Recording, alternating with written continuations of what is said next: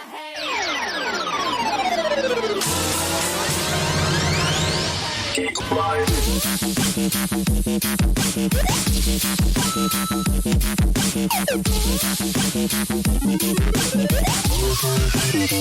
me your moves.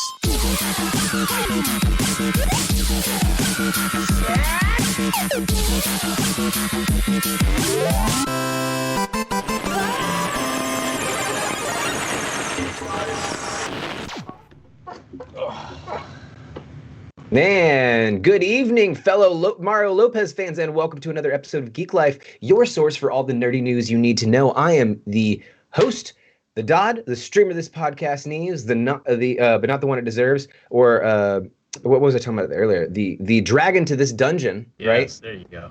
Right. If you're new to the show, we are a 2.5-hour mashup of all the pop culture news you know and love. We talk about your favorite movies, your favorite shows, your favorite video games, and sometimes we put on tinfoil hats, but more on that later. Joining me today, back from aligning chakras and gracing film sets with her presence, it's the space nymph herself, LeBron. How are you doing tonight? How is the vibe of the show tonight feeling, Braun?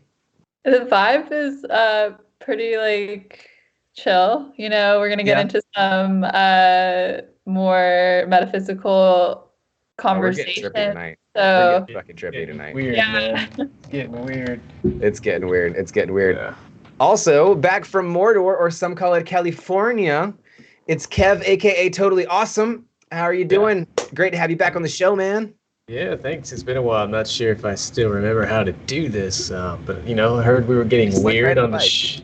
It is, and yeah, it's like riding a bike when you're high. I mean, that's all it is now. I don't know how to do that either. No, I'm just kidding. That's how I know how to LSD get high started ride a bike. on a bicycle. Typically, that is how LSD. That's a great way to introduce this show. That is how LSD started. Someone was actually the first time they tried LSD, they're like, I don't think this thing worked. And they started riding their bike on the way back and like, oh, it fucking worked, all right.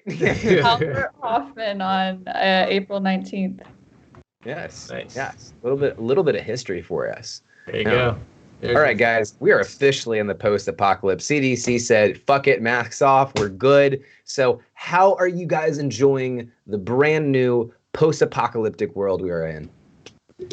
I'm a half glass, just half kind of guy, not full. Half glass, it's just half. It's just half all the time. So, I'm like mask on, mask off, mask on. Right. Fucking mask off. I don't know. I still don't. When after they put out that graphic of what is spewed in your face when you have a conversation with somebody, I don't think I'll ever feel safe again. I saw something on Twitter that was like, back to the way things should be, and it showed those two drones of just like all their contagion spewed. Yeah, exactly. During a normal conversation, like, yes, back to just sharing all your germs. Yep. So your air with mine air. Ew. Yeah. Ron, how have you been doing? I've been doing really good, Dodd. Thank you. Things feel like just bright and light and wonderful. I've been getting into. I actually just got Assassin's Creed Origins the other day, so I started playing that. I kind of didn't go with the most recent game just because really. Sometimes that's the best with Assassin's Creed, because they're set in those periods. If you like that period, and the game's $40 now, fuck it. Exactly. So I did that. I've been playing that a little bit. I've also been playing a little bit of Zelda, but it's been the first time in a while when I've had a little more free time. So I've been able to catch up on some shows and play some video games. It feels nice. Nice. Yeah. I've been streaming a little bit. Been doing a ton of Sea of Thieves with the Nerd Herd. That's been a go-to. Shout out to the Nerd Herd. Anybody that's in chat right now. We've been doing just a whole bunch of that. I also did a good free game Friday. A little bit of a disappointment, but still really trippy. If you guys get a chance, go back and check that out. I mean, not really a disappointment. It's just it's definitely in theme with the theme this week, right? It was interesting to say the least. Dragons and pills and dimensions and trippy rainbow effects and all kinds of stuff. So that was really interesting. Did it feel like it was a game made by someone who was on LSD at the time? Yes, in both quality and story. Right. Like it sounds good in theory, but in practice and execution, probably not so Right. much. Right. That's how I felt about it too. Also, big shout out hi to everybody on TikTok. Hey, We TikTok. are live on TikTok right now. If you, for just a quick reminder to everyone out there, if you like what you see or hear on the show tonight, feel free to follow us at Geek Life Live. You can obviously follow us here on Twitch, or you can obviously follow us here on TikTok, wherever you happen to be viewing us. But you can also follow us on any of our other social medias. We've got Facebook, Twitter, Instagram, Discord. Join the Discord. The Discord you can join below. There's a big thing that says join the Nerd Herd. We got a whole bunch of discussions that we have there. That's where we coordinate all of our games. That's where we do all of our pirate nerd herd shit. And you can also follow any of us on any of our personal socials. You can find me at Rusebane, WRUSE_BANE. Jake, where can they find you? Sorry, Kev, where can they find you? Sorry, I'm calling out for people that aren't even here. Jake, you can find Jake at Conflict on Live if you ever want to find him. No, you can find me at Totally Awesome. It's in my frame. There you go. And Braun, what about you? You can find me at Space Nymph. You should follow me on Instagram. That's where I'm the most active, and you can see cool pictures of me and talk to me and watch my stories. There you go. Cool stuff. Beans. All right, we've got a fantastic show planned for you guys. We've been hinting out a little bit of it. Kev, go ahead and hit us with that rundown. All right. Yeah. Thanks, Dot. So, Dot, I see no lies. We have an amazing show tonight. As always, we'll start with the nerdy news you need to know, and this week we're not lacking on the headlines. Xbox fans find a 20-year-old Easter egg, and Twitch responds to hot tub meta, and more, so stick around.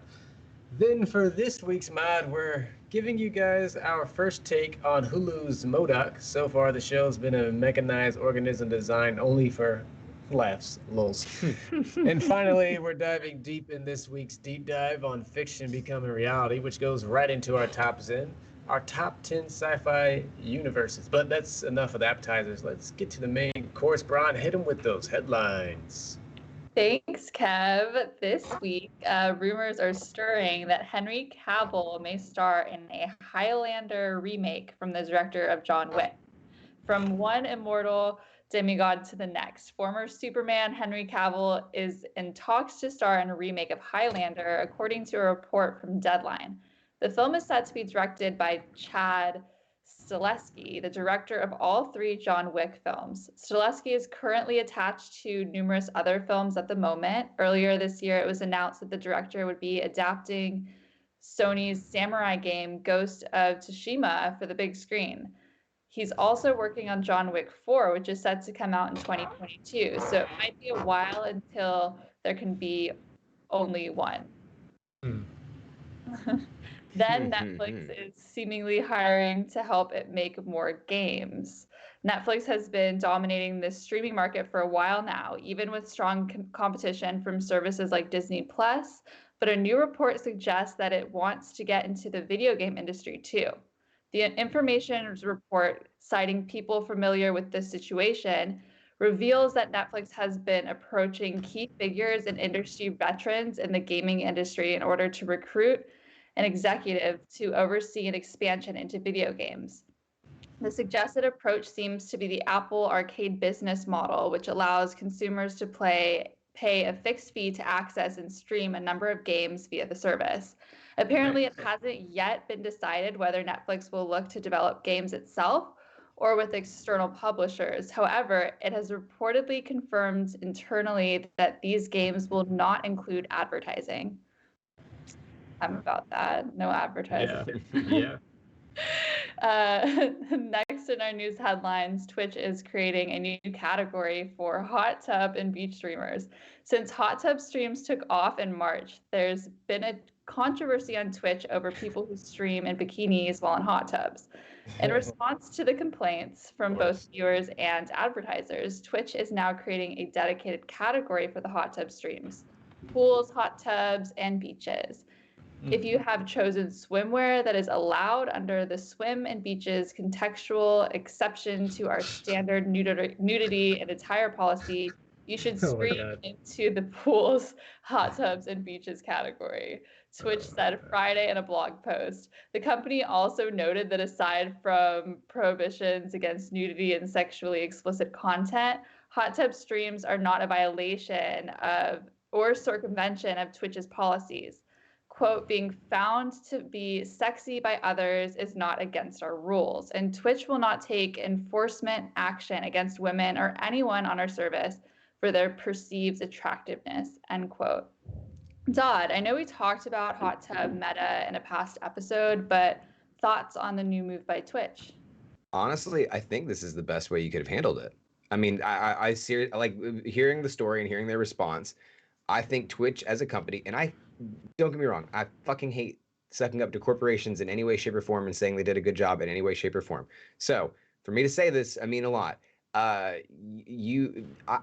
was a strong believer that, you know, people should be able to make money the way they want to make money, and I don't think that the hot tub streamers are in violation of really anything, in my personal opinion. And aside from the prohibitions against sexuality and explicit content, which the hot tub streamers weren't necessarily violating. They were just in a hot tub in their bikini. Like that's nothing more than you'd see on the beach. I think this is the right move. Categorize it as something else, put it in its own bucket so that it can exist, right? And so if someone's becoming a real big problem where they're getting, you know, to where they're actually violating terms of service, that's one thing. But I think giving them their own category and, you know, kind of making a stance that, hey, this is, you know, this is something you can do to stream. I mean, Twitch wants to expand its base to more than just people playing video games. They want cooking shows. They want people doing like what we're doing right now and talking about stuff, having podcasts, having streamcasts. And so why wouldn't they want more content that, you know, may look a bit unconventional to some? And to all the butthurt Twitch streamers out there, I say get the fuck over it. That's what I say. So that's how I feel about it. Kev, do you have any other thoughts? No, I totally agree. Like, I think from the beginning, I think everyone, like you said, is butthurt over the fact, like, you know, like, they want to be successful full-time streamers, and they're like, I'm working so hard, and all she has to do is wear a bikini, and, I mean, none of that's true, but at the end of the day, who fucking cares? Like, it's, you know, like, it's not your right to dictate how things should be.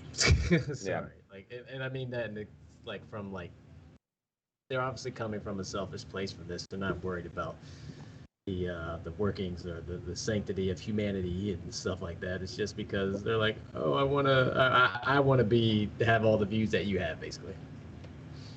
Yeah, exactly. Braun, are you excited to see any of the games come out of this possible Netflix announcement? Yeah, I'm excited. I don't really know what to expect or what type of games they are going to be, if they are going to be more like the app style games, like they're mentioning the kind of like Apple model. But I do think that'll be cool to have this sort of central platform where you can access these games and just could make for some cool streams. Because I know, Dodd, you do like those free game Fridays. So like this would be a fun thing to just like have this huge database to be able to pull from. Yeah. And that's kind of what I'm excited for, like having it there, having it being accessible. If there's any kind of games that I wish they would invest more in, I wish it'd be more like the Black Mirror, Telltale story game that they did, where you could choose a different direction. That was a really cool way of incorporating what they do really well, which is create content and making it into like a game format. You know, so that's what I would like to see personally out of it. For sure. Kev, have you ever seen the old Highlander movies, or are you just excited to see the beautiful Henry Cavill continue to work? Oh yeah, both. No, and I remember like Highlander vaguely, and of course the you know, there can only be one line, right? That's something that I think a lot of people say it sometimes they don't know where it's from. Ironically enough, neither did I for like years ago until I was like, oh, that's where it's from. Even though I watched it as a kid with, I think, my grandparents or something. Yeah. I don't know, but yeah, no, I'm excited to see it. I think we talked about it where we're like, are we getting too reboot happy? But I think there's some things that we just need to see rebooted because it's so great. Yeah. There's some interesting conversations going on in chat though about the hot tub streams. Gonzo, he says, I get that some advertisers might not want their ads on hot tub streams, but some def do. And I think that this kind of announcement really solves that issue, right? Twitch can be, attentive towards, people being in that category. And I think that's right for them to be categorized there and say, hey, this should exist, but we should know this is what this is. Like, call it what it is. And I think that's fair for them to say that. And some advertisers may choose that they don't want their ads shown on channels with those kind of tags or stuff like that. I think that's a fair choice that a channel can make. There are going to be plenty that do, and I think that that's going to still fund that industry plenty. And I think that that's still going to make it so that Twitch wants to still have those streams. But another thing. Incubus brought up, it's also a content issue. Little kids use Twitch and legally cannot give consent to view sexually explicit content. And Braun, I mean, you put it in there perfectly. I mean, a bathing suit's not sexually explicit content. And I think that's the big point of this whole Twitch hot tub thing. Braun, what do you think? Yeah, it's kind of like, it reminds me of in like schools when they like send girls home because their cleavage is showing and they're distracting the boys, and this just feels like that, and it's just so stupid. I don't even think there needs to be a separate category if they're not breaking the rules, the very like specific rules that the site is saying. Then they should be able to do what they want on their category. They don't need to like be shoved into anything else. I think this is like a cool approach to what they're doing. I can understand the value in it, but I think it's just all unnecessary. If they're not going against the rules, then why is there an issue? Yeah, I don't see the categorization as anything, I guess, that really hurts it, in my opinion. But I could see it by someone, not even wanting it to be kind of sectioned off, especially if advertisers start becoming particularly averse towards it. If there are people that's like, oh, I don't want, if there are a lot of people that get all up in arms and I don't want my stuff on, Twitch, YouTube streamers, and then putting that tag becomes a detriment towards them, then obviously, I mean, I'm on your side 100%, Bronwyn, but honestly, I don't see the categorization. I think the more categorization of content that they have throughout Twitch and knowing what shit is that's going through there, the better, honestly, because it just gives you more data and maybe able to understand what those things are. And I don't think that should really hinder what it is. I think that should admit that they want to see hot tub streams and go find it and go do it. I think it's a good thing. But that's just my opinion on there.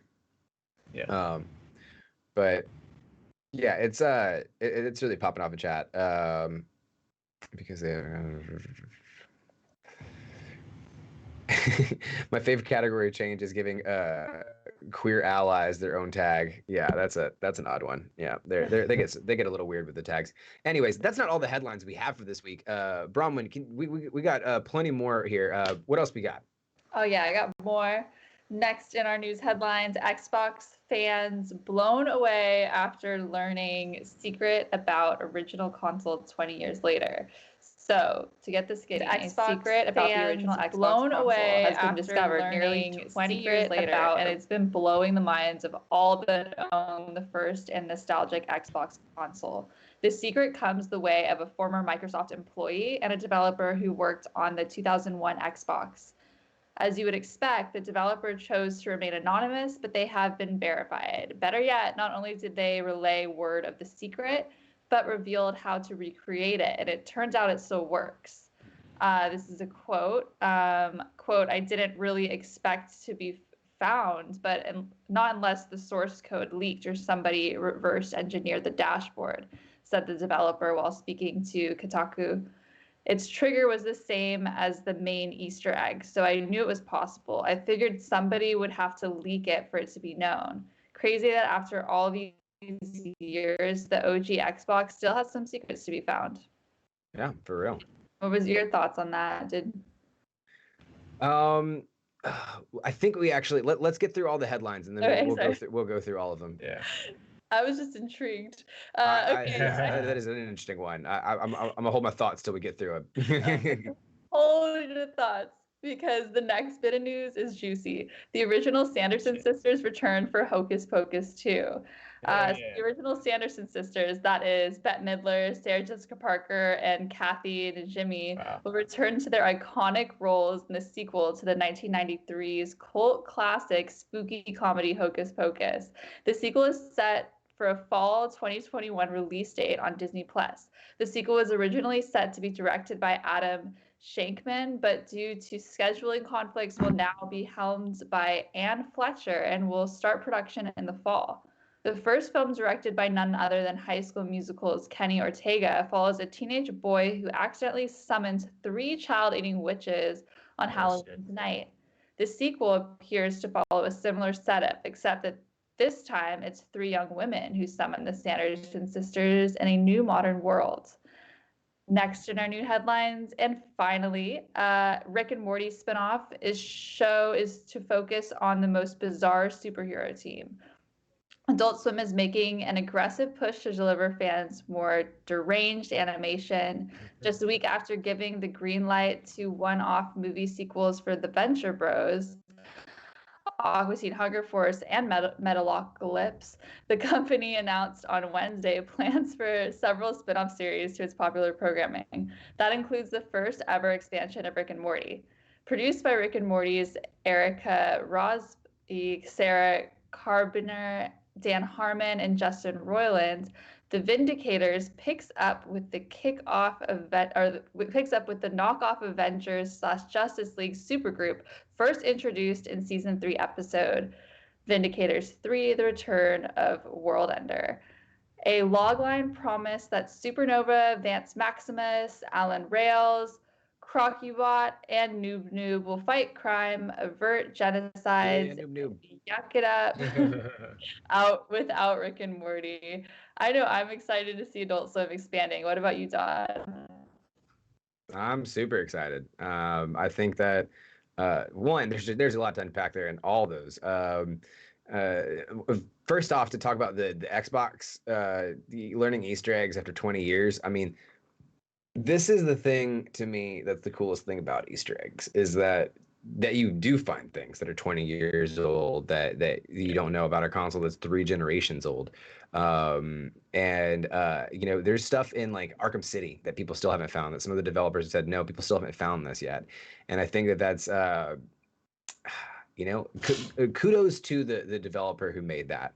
But to answer your question that you just asked me about the Adult Swim universe expanding, I'm super excited to see it. I think that a Vindicators episode following up on a lot of the Rick and Morty universe and some of the tangents that they go off on, I think only enriches the series, only does more for the series, only really just allows them to make even more fucking money off of this shit than they did before. And I think that the Vindicators are a great one to be able to follow up on. I mean, they're a shitty Adult Swim Avengers. There's content to be written there, and so I'm excited to see it happen. But what do you guys think about this Xbox Easter egg? First off, Kev, what are your thoughts? I think it's cool. I think I always like you said, how long this Easter egg had been sort of hidden for so long, and even the developer being anonymous, it's still some mystery behind it. It's always like things like this. It's like reminds me of the Atari motherlode that was buried out in the desert, right? I mean, less in scale, but it's kind of still the same effect. It's literally like a treasure that you find. Someone had at some point in time, someone worked hard to hide this, and it's like, someone may never find this, but I hope they do, and I hope they find joy out of it. Ironically enough, it brought us all joy. Brahman, how excited are you for the original cast coming together for Hocus Pocus 2? I'm so excited, and I mean, when I was reading that, I didn't realize it came out in '93, and so this is like a movie that I kind of grew up with, and I'm like younger than, which is wild. But I can't wait for it. I want to see that like girl perspective too, like seeing. They say it's 3 young women who bring them back into existence, which is really fitting because they're 3 witches. So I'd like to see how they kind of be like making the girls like foils of the witches, or seeing how maybe they're similar. So that could be like a cool way to do the story. I also just love Halloween movies. I love fall time. I love the crisp autumn air and like falling leaves on. It's gonna be great. Yeah. We got a little bit of concerns in the chat here. Littlest Nelly, I'm less excited about the feeling. I'm less excited about the feeling that it's just a Rick and Morty cash grab and the superhero craze. But hopefully they'll turn it into something special. What do you guys think? Do you guys think this show is just a Rick and Morty cash grab? I hope not. Yeah. Just because, it's like Rick and Morty's just always been that show. I mean, I don't know. It feels like it would compromise itself and everything that it kind of stands for, right? Like the point of the show in a way. I don't know. Yeah. Maybe it's just, but I get it. You gotta do what you gotta do.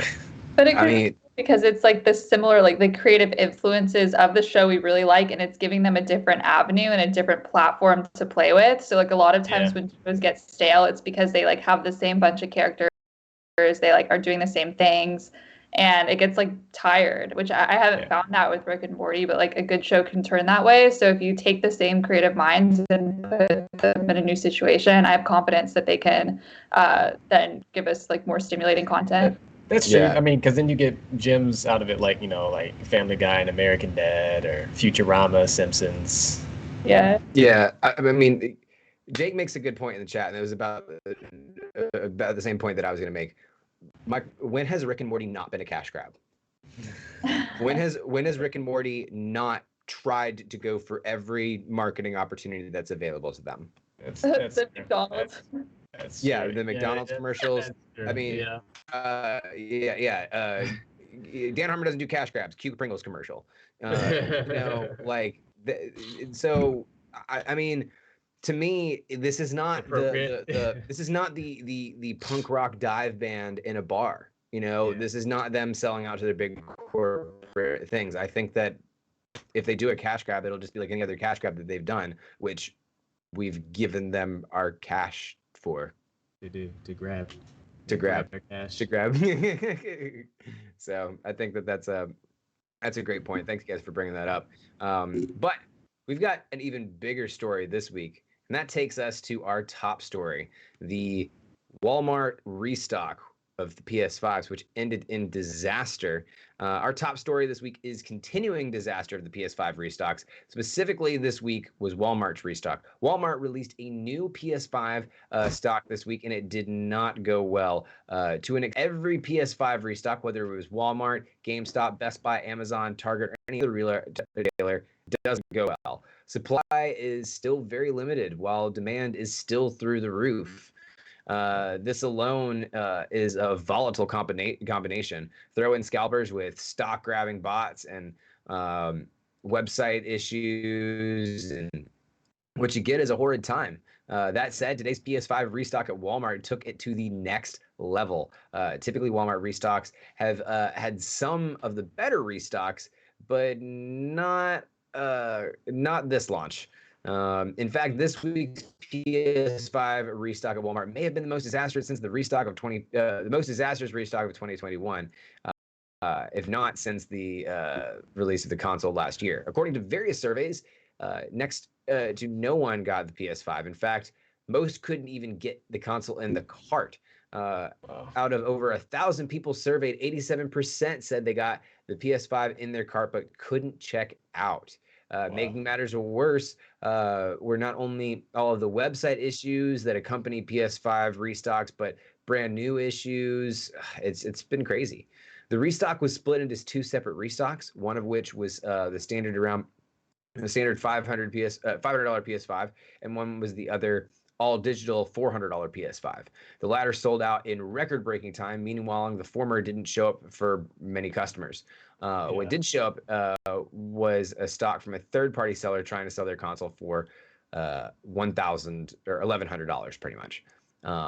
We've even seen Biden step in and discuss federal investigations into superconductor shortages, which is directly leading to the PS5 shortage. Yeah, it's doing a lot of crazy stuff right now. And honestly, we're seeing kind of what I like to call piranha capitalism and a lot of different industries right now where it's just there's such little supply and there's such high demand that people are literally just fucking punching people in Walmart for shit. I mean, there's a video that's going viral right now about people doing the same thing for Pokemon cards. And scalpers are the main problem. Wow. Are increased scalpers and online drops the worst thing to happen in 2020 besides COVID? I think it's up there. It definitely makes the list, right? Like, I mean, I knew scalpers have been a problem for a while, but it's never been this bad, right? Like, you knew you were up against the odds when you're trying to, like, whether it's a sneaker drop or anything, right? It was mostly around sneakers too, and that's more of a business model for like sneaker companies. They're like, oh, we don't know how to solve bots when they could just make more supply or could have. It's harder now, but they don't get that excuse because they've been doing this shit for years. But now, where it's like you see the effects of COVID, where manufacturing and there's and labor shortages lead to sort of like shortages in inventory. It's just seemingly impossible to get anything unless you have a bot. And I think you got to make sure. Now you have to make sure you have the right bot, and it's like, where do you go from there? Like I used to get excited when things are getting released. Now there's no point because I know I have no chance at getting anything. Like, you can't, like, gone are the days of waiting in line or going to a door, or the whole lottery system. Like, it's not even really there's nothing you can. There's no fun in it, and it almost seems here's the biggest thing is like what's causing this? Is it resellers? Is it supply? Like, is it the hustle that corporations should fix? Like, what is it? What's the problem here? It's resellers. I mean, the bigger picture is just the machine of capitalism. But we'll allow that. We'll great, because that's just the world we are in. So then the next one will be scalping, which only is, ironically enough, influenced by capitalism. Right. Right, so you are capitalizing on not necessarily necessity, but a need of something that is scarce, and and ultimately you're using an advantage that most people aren't privy to, right? So then now it's like, by the time you are able to get a bot to buy a PlayStation, you've probably paid more for it after you would have bought it resale anyway, right? So I just think because I'll be honest, I bought my Xbox resale. I was like, fuck that. I kind of saw where this was headed. I haggled and negotiated with a fuck ton of people on Facebook Marketplace, negotiated one down to a price that I thought was fair, and then I sold my old Xbox to kind of make up the difference. Yeah. I mean, was it fair?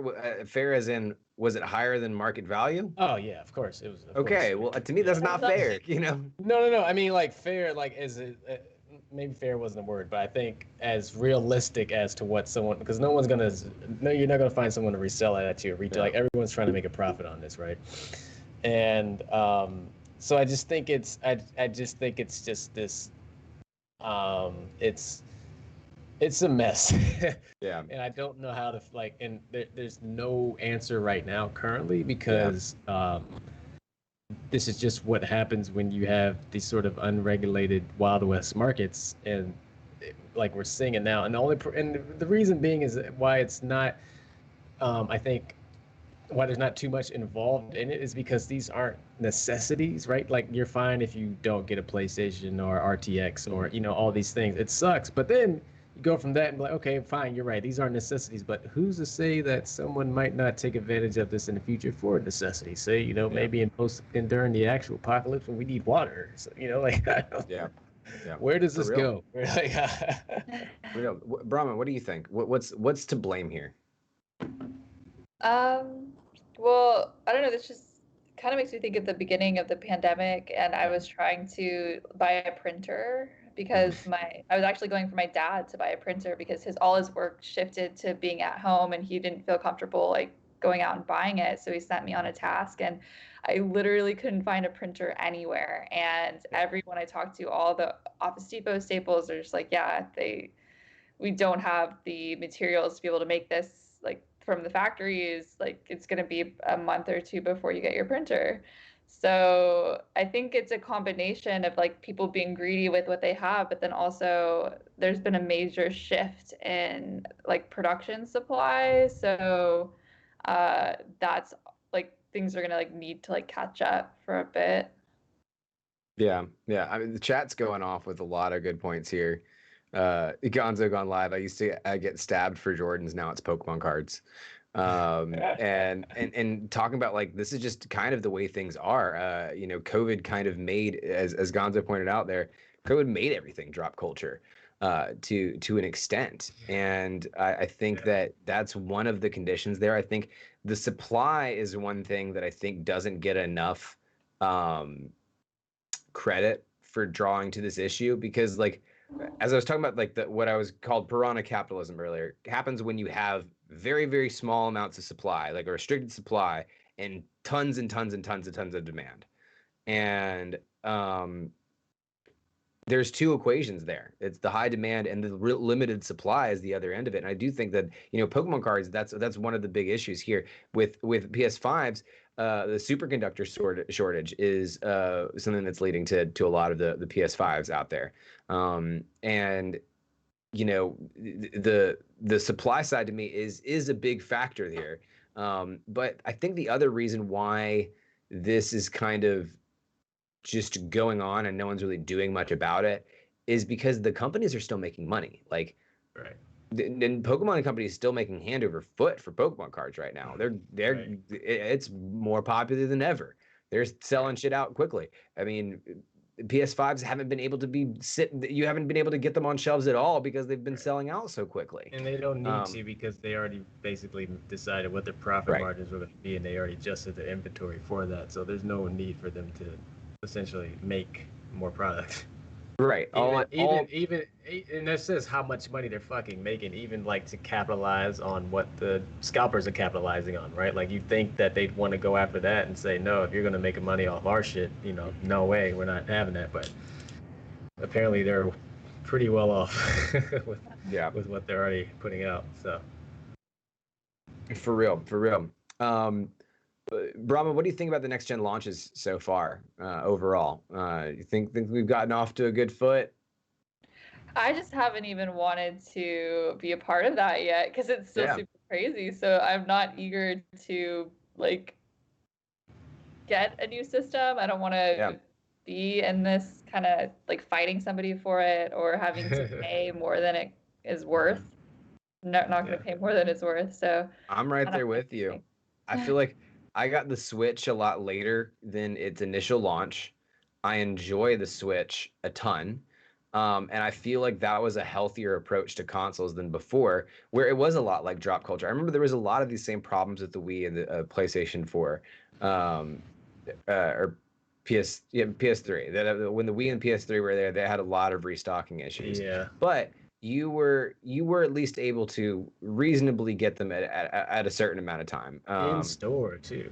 In store, and no one was stabbing people or no one was trampling over anybody or any stuff like that. So I think, I guess, I hope that more people kind of took the same approach that I did, which is like, I'm just going to wait until it's cheaper. Wait till the PS5 Vita comes out or the PS5, whatever they want to fucking call it. But that version of it comes out and everyone's already got theirs, and I can just buy the latest and greatest version of that. Or, what I actually did was I just spent my bunch of my money in building a PC so that I don't have to, play this capitalism rat race every 7 years with them. Well, and that's the problem too, right? Because what you don't know is that these scalpers are automatically buying it up. They're just preserving inventory, so it's going to create a demand regardless, because they know as long as they have it, no one else does. Yeah. So it's going to come to a head when it's all going to come back to when supply and everything kind of gets back to normal, right? Like, this is why we don't see this, because things aren't back to normal yet. Like, there's the reason why there's shortages in semiconductors and things like this, because people aren't still working, like COVID's still out there and it's still a thing, and we are operating on a world economy. All of our parts aren't made in one area anymore. They're coming from everywhere, and it's it's somewhat of a house of cards. Like when one thing fails, it affects everything. Shit, it's not just PS5s and Xboxes. It's also driving up the prices of used cars, right? Like the prices of used cars are going up because of the same issue. Yeah. So and other things too as well, right? But so it's really, so it kind of gives the scalper an advantage where it's like we don't know when things are going to get back to normal and how long are you going to wait. And like you said, you can wait. If you can do it, do it. Right. I did it because I ultimately, when I did my method, I came out underneath what the retail value was. So I was like, it makes sense for me. I'm not going to play my old Xbox anyway.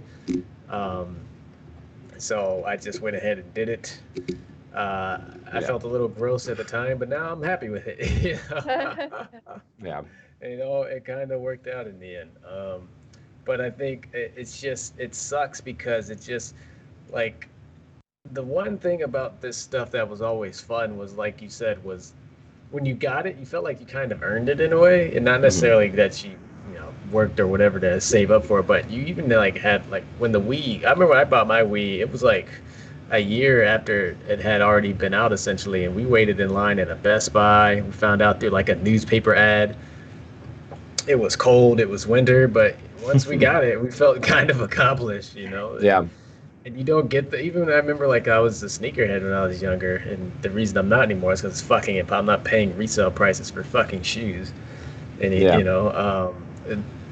and it's just it felt like it was fun. Like it felt like a fucking Easter egg hunt, like right. You would go there, you could have these experiences.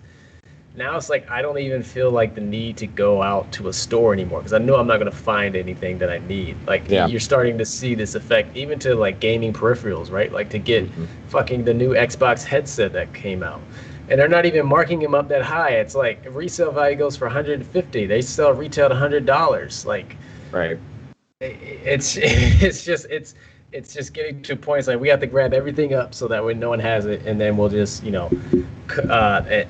hopefully come out on top. I'm curious to see what some of these margins are. Maybe it's just there's so many scalping companies or scalpers out there that it doesn't matter. They're just like sitting on an inventory of 1,000 units, right? And then with no one to move them from.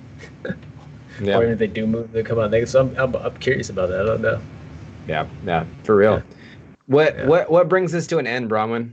When can we buy them in stores again? When does this become less of a drop issue and more of a stock issue?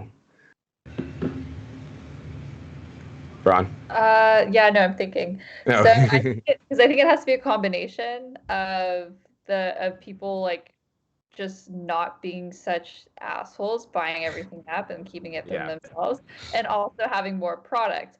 East Coast gets. If you have more product, then the margin of assholes is a little bit smaller, so there could be more accessible. So we need both. We need just more and less assholes. More Xboxes, less assholes. Yeah. That's the solution. Never in a million years did I think that escaping to the West Coast would solve my fuel issues. Yeah, that's a weird one. I had to really process that. Like, damn, I don't have any gas this week. Oh, I am flying out to California tomorrow. I'm saved.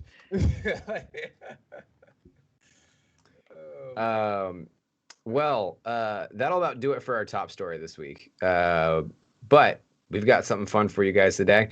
With WandaVision and Falcon and the Winter Soldier, Marvel has now expanded its cinematic universe to Disney Plus. That more or less spells doom for any of its small screen efforts that weren't integrated into the larger ongoing superhero universe narrative. Be it ABC's Marvel's Agents of S.H.I.E.L.D. and Agent Carter, or even Netflix's Daredevil, Jessica Jones, and Luke Cage.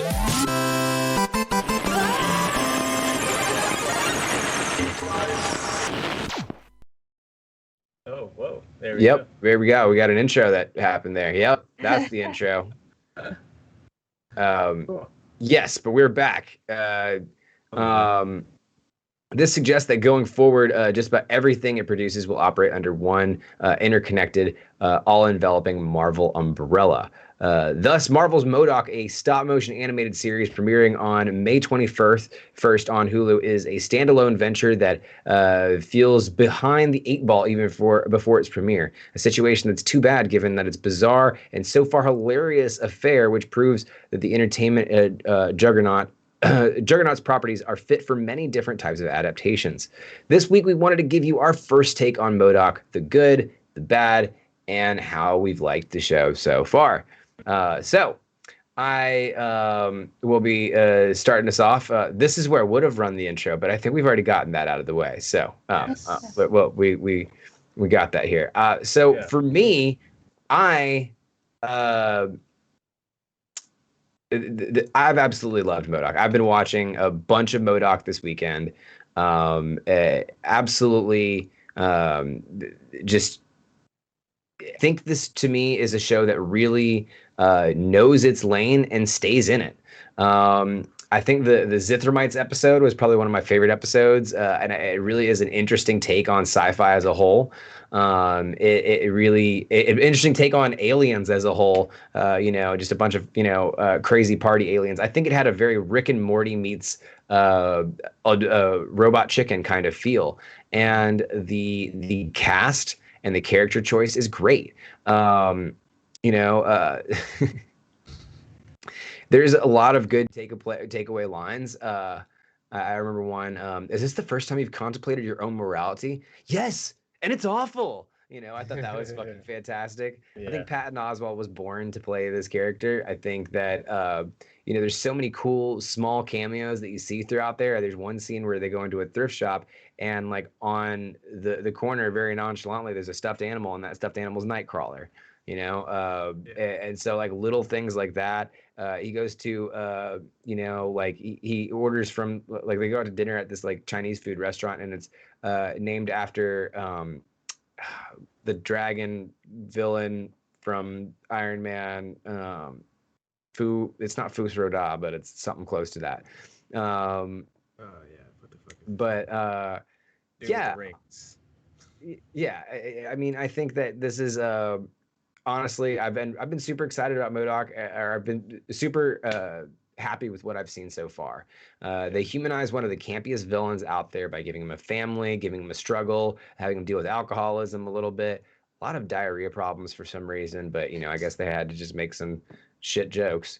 Honestly, though, I have nothing bad to say about it. As I said before, I think this is a show that knows its lane and stays in it. And I think that honestly, it doesn't really matter that this is on Hulu. I think that this has potential to get some kind of wind underneath it, and it really does better existing outside of canon. So honestly, I don't really have much bad to say about it. I give this show, and I'm usually pretty critical on shows, but so far, to me, MODOK is a 10 out of 10. So wow. I'm pretty stoked about it. Kev, you've got a chance to get some of your first thoughts together on it. What are some of your first thoughts on MODOK? Yeah, I at first I wasn't really I guess too into it or excited. Not until I started watching it. I was just it's not really my cup of tea. But from what I've seen so far, I've only watched like a couple episodes. From what I've seen so far, it's been pretty funny, and I like when a show is clever. I think I can enjoy it just about any show when it's like cleverly written, but most importantly knows what it is and doesn't try to be anything else. And MODOK certainly does that, kind of harkening back to what you were saying, where it's like it stays in its lane. Mm-hmm. But I think it's funny. I think again, it's not necessarily something I've watched, which I've also been pleasantly surprised by given that. But if I had to give it a grade so far, I'd probably give it about a 7 out of 10. 7 out of 10, pretty solid. Brahman, yeah. I know you've had a chance to watch a good bit of MODOK this weekend. What are your thoughts on it? How do you feel about it? Yeah, I was able to kind of binge it, which has been fun. I'm not completely through. I think I'm about halfway through, and I've really enjoyed it. It feels like, because I'm a huge Robot Chicken fan, and it's nice. It feels like I'm in Robot Chicken, and they're scrolling through channels, and then they just stay on a channel. That's what this show feels like. They decided leave it there and let it play out, because you have that same like clever writing, that same like bizarre like stop motion and similar like sense of humor and like over the top gore and like kind of ridiculous like jokes. Like you have that they have in Robot Chicken, but you also have a narrative and you have a story of a character that you genuinely care about, even though he's like an asshole. You kind of just like are rooting for him, and Right. I like that they make you root for this character that I don't really think in his history like he has been. So Yeah. that's cool. There's I also never been a reason to root for MODOK ever until this show. 100%. I could say that. Yeah. And there's a really Yeah. cool like fight scene between MODOK and like his, I forget her name, but like his like kind of Oh, lab. yes. I know who you're talking about. I saw that scene too. That was actually really well done. That was so well done, because you see them fighting, but then you also like see these like bizarre tech that they've been creating in his lab. So it's like not only a fight scene, but it's like a battle of like, oh, I made this cool thing and I made this cool thing, and like I think they did that in a really cool way. Yeah. I really enjoyed it as well. What so good and bad, Brahman? What you've obviously given us a lot of good. Any bad?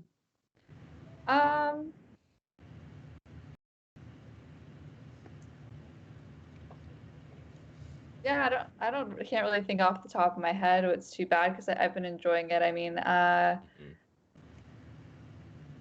maybe they could just give me more. That'd be cool. There's nothing that bad. It's funny Right, because I don't want to give it a 10 out of 10, because like I feel like nothing deserves a 10 out of 10, but I also like can't think of anything bad. So let's give it like a 9.5 out of 10. 9.5 out of 10. So that's pretty high scores all around from the crew. 10 out of 10, 9.5 out of 10, and then what? 7 out of 10 for Kevin. Kevin's you're the one that's lagging on us here, man. Yeah. You just need to get through more episodes. I think you just haven't seen enough of it. Yeah, I think so. Yeah. I think it's really Patton Oswalt really hit his stride here. I think one of the interesting things about it, I was telling Kevin about this earlier.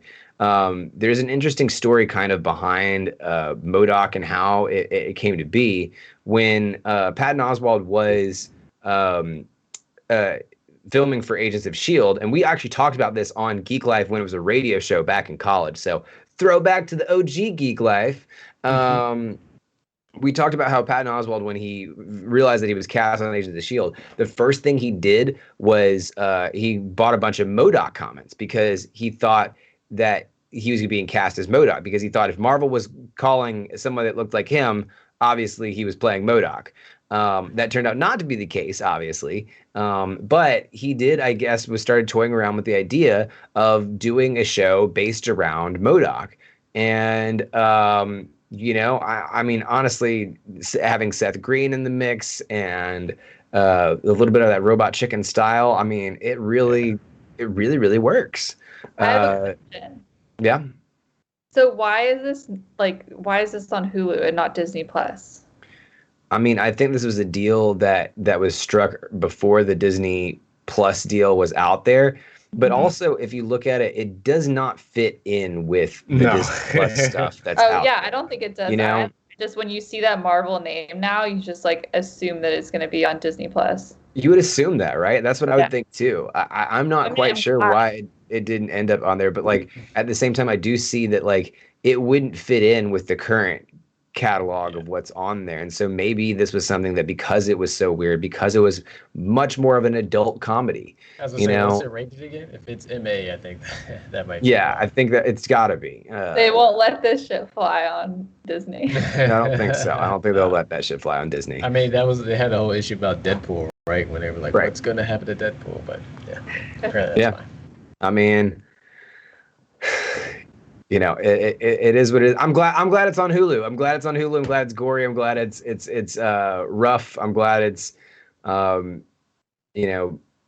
made for adult TV. I'm glad they understand that there's an audience out here for this, right? That's the biggest thing, that we're seeing more adult comic book content, and I think that this is the evolution of adult comic book content that I want to see.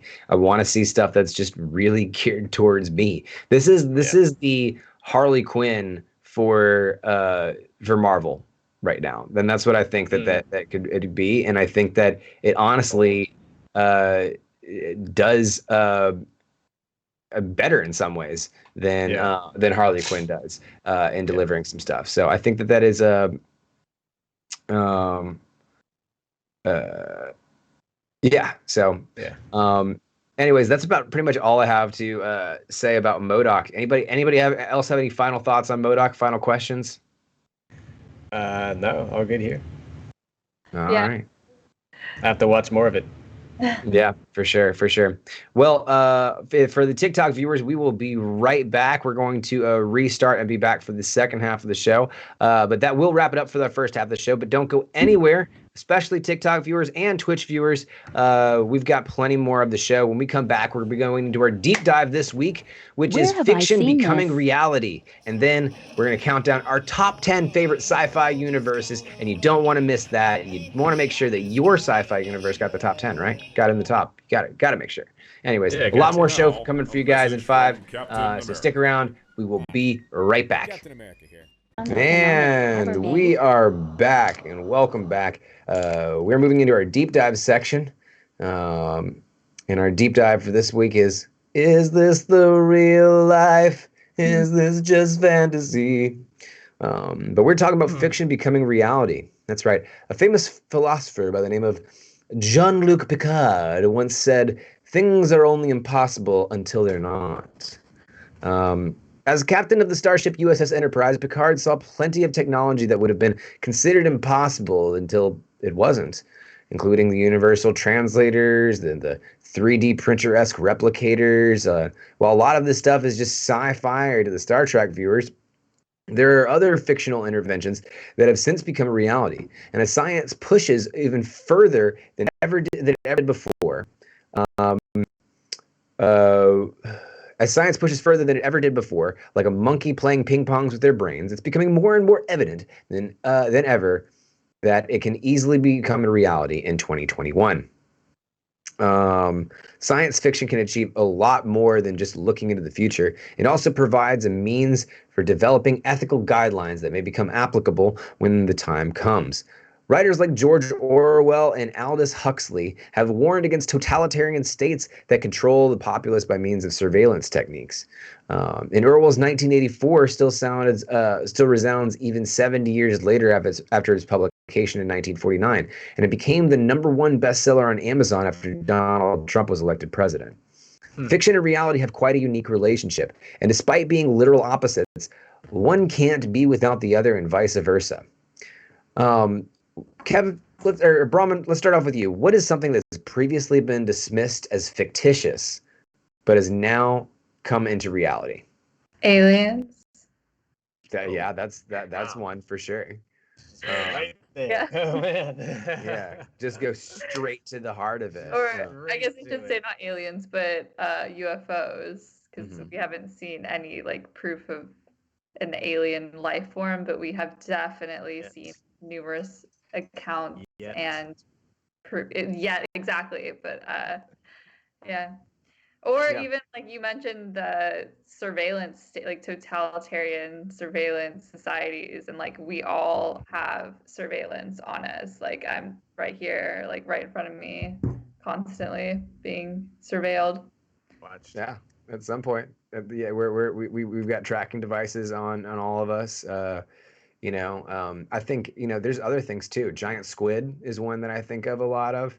That was something that was completely just fictional folklore, and now we proved that this did actually exist. VR, virtual reality, androids, clones.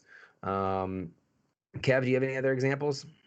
Yeah, I think like even just like you said with clones and biomedical stuff, a lot of bioengineering has been going down. Clones are crazy. The first thing my vet asked me when my dog died, this like past year, my dog passed away, and she said, "Would you like us to clone him for you?" Like that is just they offer you. She's like, "Yeah, 50 grand will get you clone your dog." And Brian just revealed she doesn't live on Earth. That's crazy. What? Like seriously? Like so they were. Huh? They're gonna clone. Kev's not over this. Let's gotta go back. They wanted to clone your dog. Yeah. Like she said it astonished, but at the same time, like it was just something else that everyone had been asked. Or we, Yeah, I thought this was like a normal thing. Do you not get asked what to do? no, No, I haven't got my dog cloned at any point in time. No. I thought that was just a Wow. California thing at first. I thought I was behind Might when be. she said it, right? Like that was like, oh Yeah. yeah, no, that's oh yeah, the dog cloning business. That's a thing, right? That's fucking insane. It is Wow. insane. No. Yeah, for me, I think it's AI, and I know it's not the AI yet that we want to that it's sentient, or maybe it is, we don't know. But I think artificial intelligence, right? Like it's headed to a really scary place, like going from just being able to text somebody by your voice to all of a sudden being able to write and compose music, or make someone look like Tom Cruise. And sound like Tom Cruise. It's all this weird, like AI kind of scares me in that sense. Not necessarily are they gonna like rise up and take over us. I mean, they might. Who knows? But like just to the point where it becomes so like hamstrung to AI that it cripples us in a way. Yeah, no, I mean, I think that the rapidness, the rapid development of AI, Yeah. is what's scariest about it. I mean, Yeah. we've gone straight to like, I mean, Sophia is a citizen of like a certain country, Yeah. I believe, Yeah. like a registered Like citizen. Denmark? I forget. Somewhere. Yeah, and that's a full on Android. You know, Dude, like the fucking giant squid. yeah.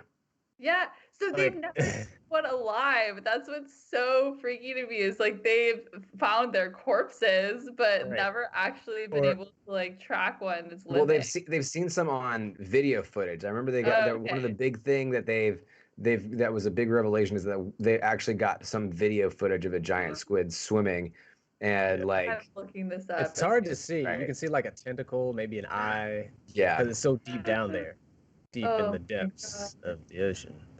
yeah.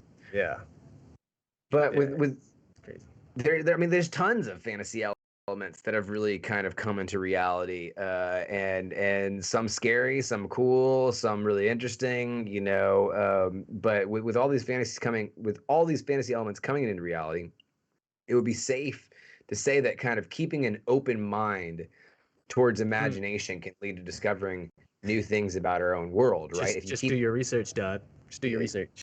Yeah, well, that's what. Well, I mean, we'll start off with you. Are there any downsides into believing in fictional elements and like believing, like I want to believe, like the UFOs kind of situation, like that kind of, like just trying to have hope that there could be something that's beyond our understanding. Yeah, Is there when you downsides to believing in fictional when elements? it starts affecting everyone's livelihood, like QAnon beliefs, when all these radical, when you start trying to base your government off of conspiracy theories, Right. that's when it becomes a problem, right? Where you are literally not living in the real world. You're living in the world that someone else that you don't even know exists or not is telling you these are reality, these are the facts, and you need to take action and base your entire life off of it.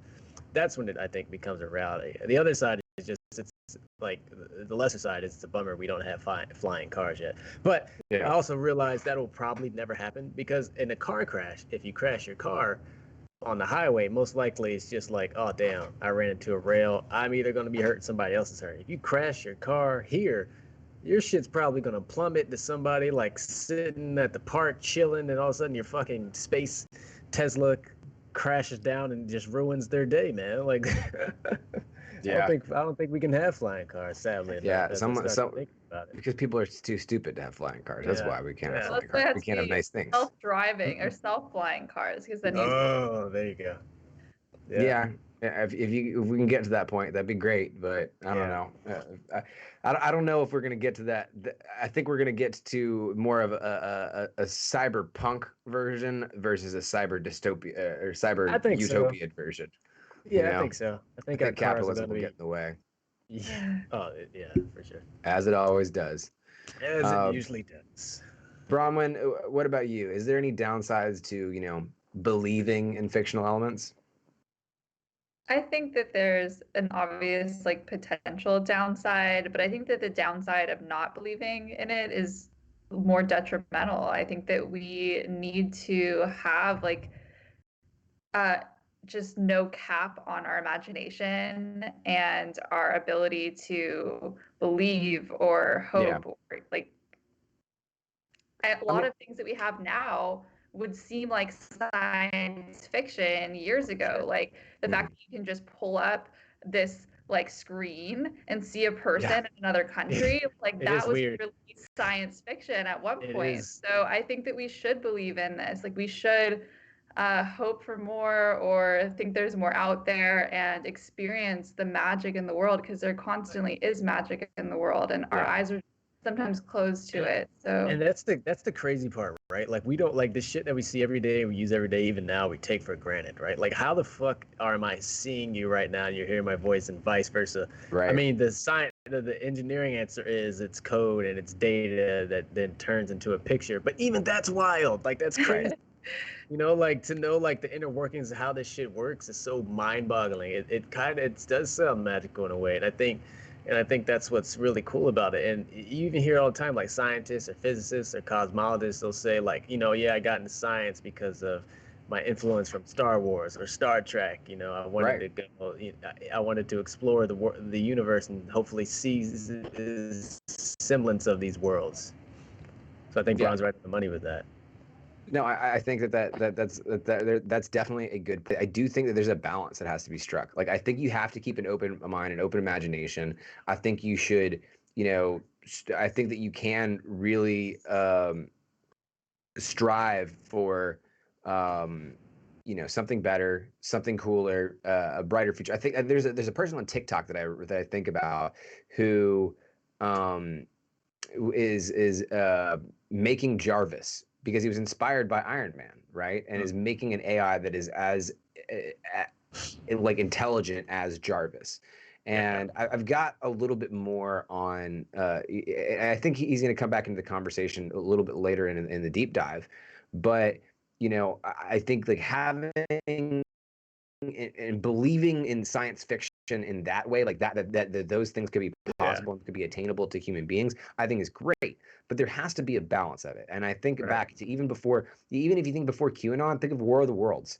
You know, the broadcast that shaped why we can't. It was a lot of the things that we can or can't say on certain broadcasts because of you know, people are gullible and stupid at the end of the day. And you know, if you make something too close to reality that's supposed to be enjoyed as fiction, some people will literally take it that way. But I think I think that Orson Welles wanted to fuck with people. Like I think that was like I don't think it was like people were too stupid to realize. I think that he framed it in a way that he wanted to get that reaction.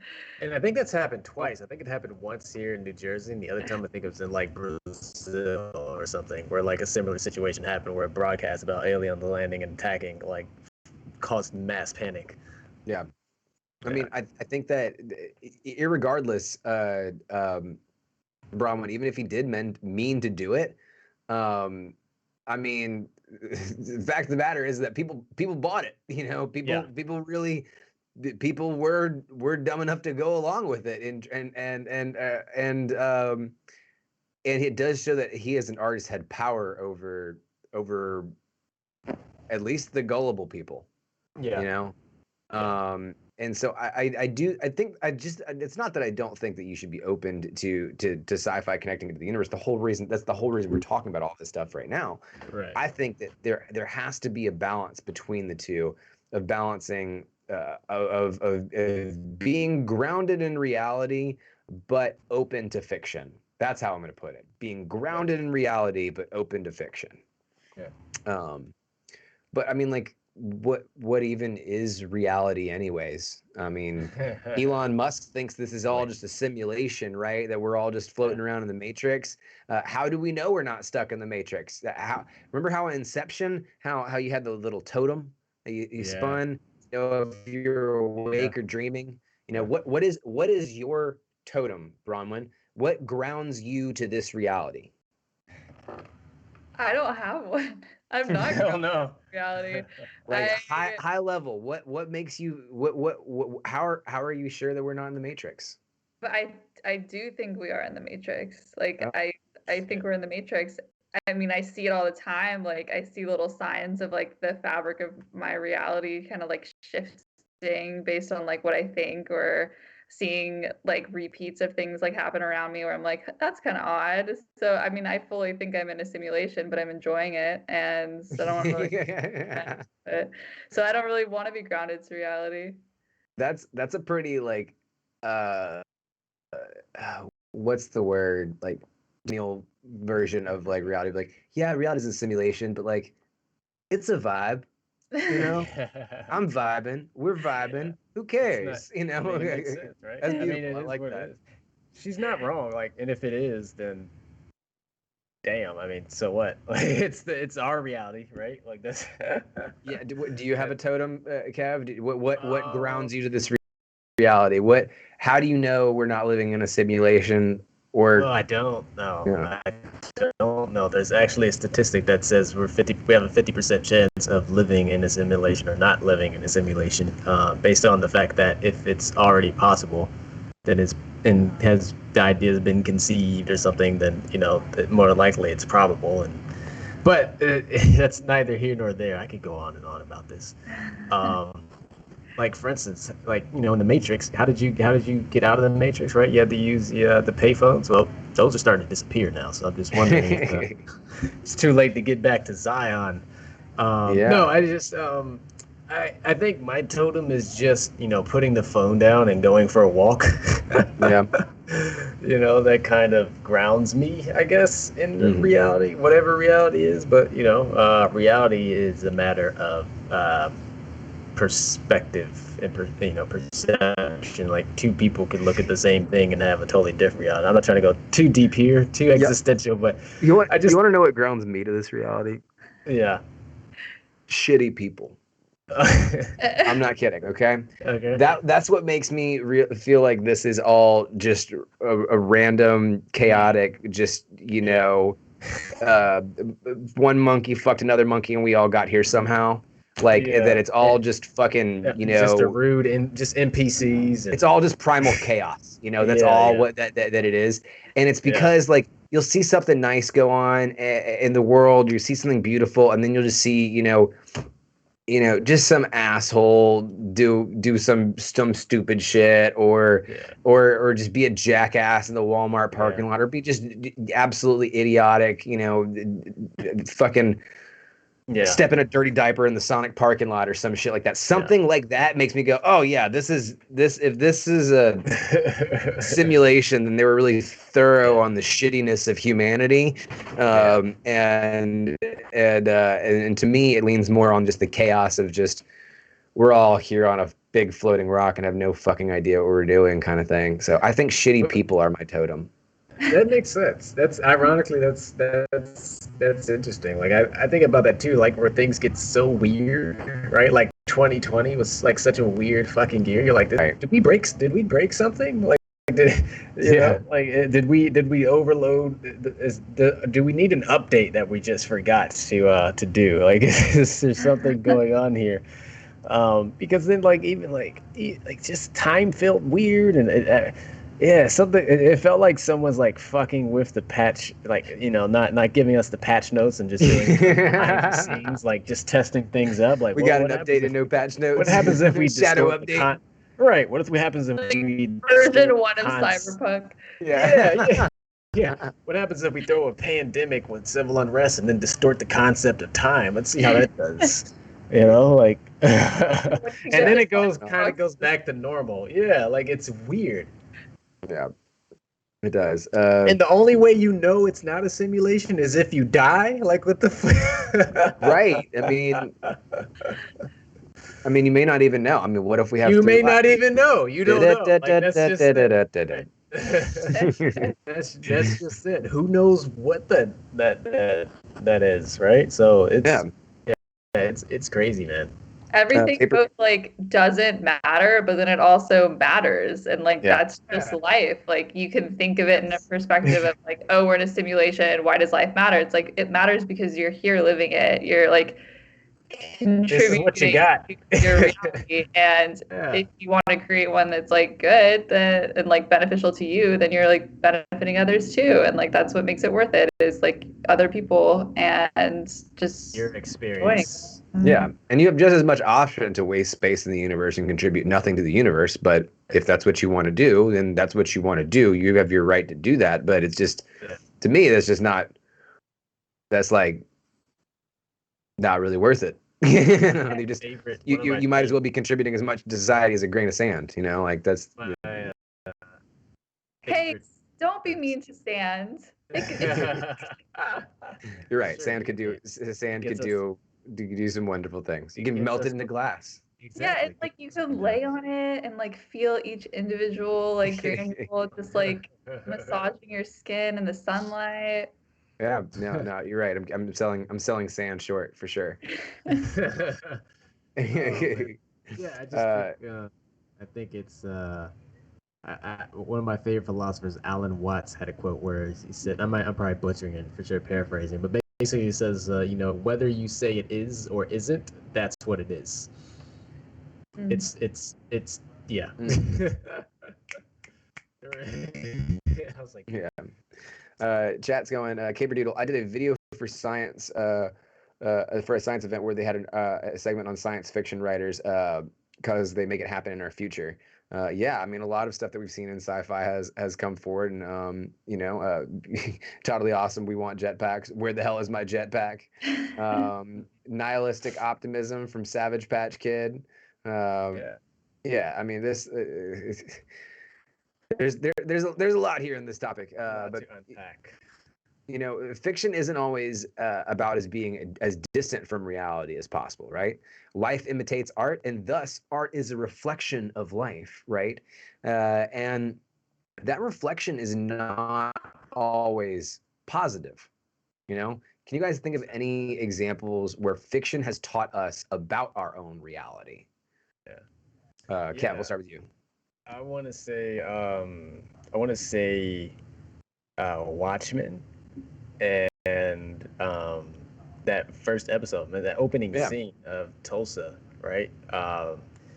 And I didn't know like Black Wall Street was a thing until I had to look it up. I thought it was just the historical take on. I thought it was just like historical fiction, right? Like, I mean, it was set. Obviously, when it happened, it shows it was like 1921 and everything, and I was like, I knew that it was fucked up and racist, but I didn't know to what extent that they just basically eradicated any form of African and Black wealth in this country. Just a literal domestic act of terror before like terror was even known what terrorism was, right? Like, and like to their own people, like to their own like American citizens, and to, like just and having like having this wiped away from history, essentially. Like, I didn't know it, and I felt embarrassed and kind of ashamed of not knowing that this even happened. It was like the first bombing by plane on American soil, and none of us fucking knew about it. No, like, not many people knew, and again, it's large in part because, one, it's not taught in schools. Yeah. It's not, and it should be. We know why it's not. I'm not going to necessarily go that far or go there.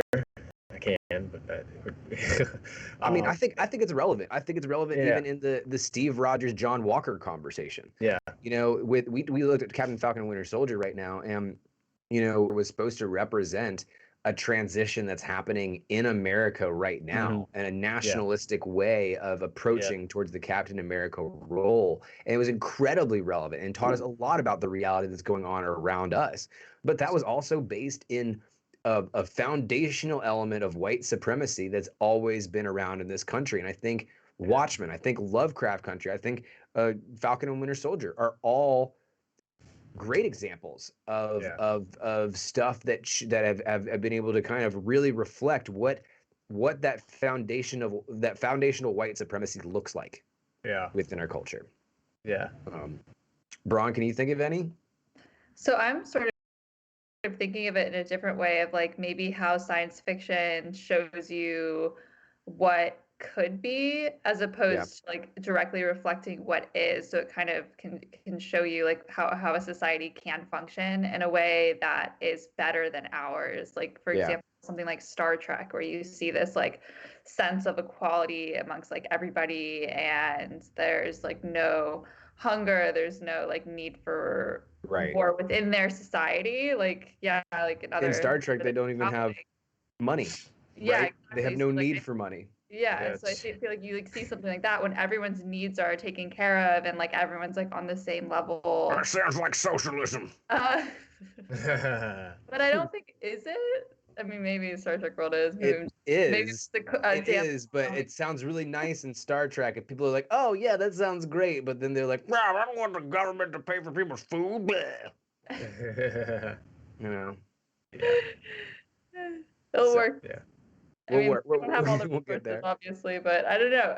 Even just like the idea is like something as simple as equality, like being shown in that level. Like you don't have to take like the whole society apart, but I think a lot of times science fiction has been a lot more open-minded and progressive. So yeah, I think that this, I think that with. We can talk about plenty of negative examples. I think *Handmaid's Tale* is a great negative example as well. We've seen people actually use that uniform to go protest certain things that are going on, and to say like we don't want this future, this fictional future, to become our future. And I think that there's plenty of examples like that. But you know, my next question kind of transitions a lot to what you're talking about, Brahman, which is, you know, like these things don't always work themselves out in a negative way. It's not always somebody pointing out bad things about society. Sometimes, you know, sometimes you can point out bad things about society, but progress it towards something good. You know,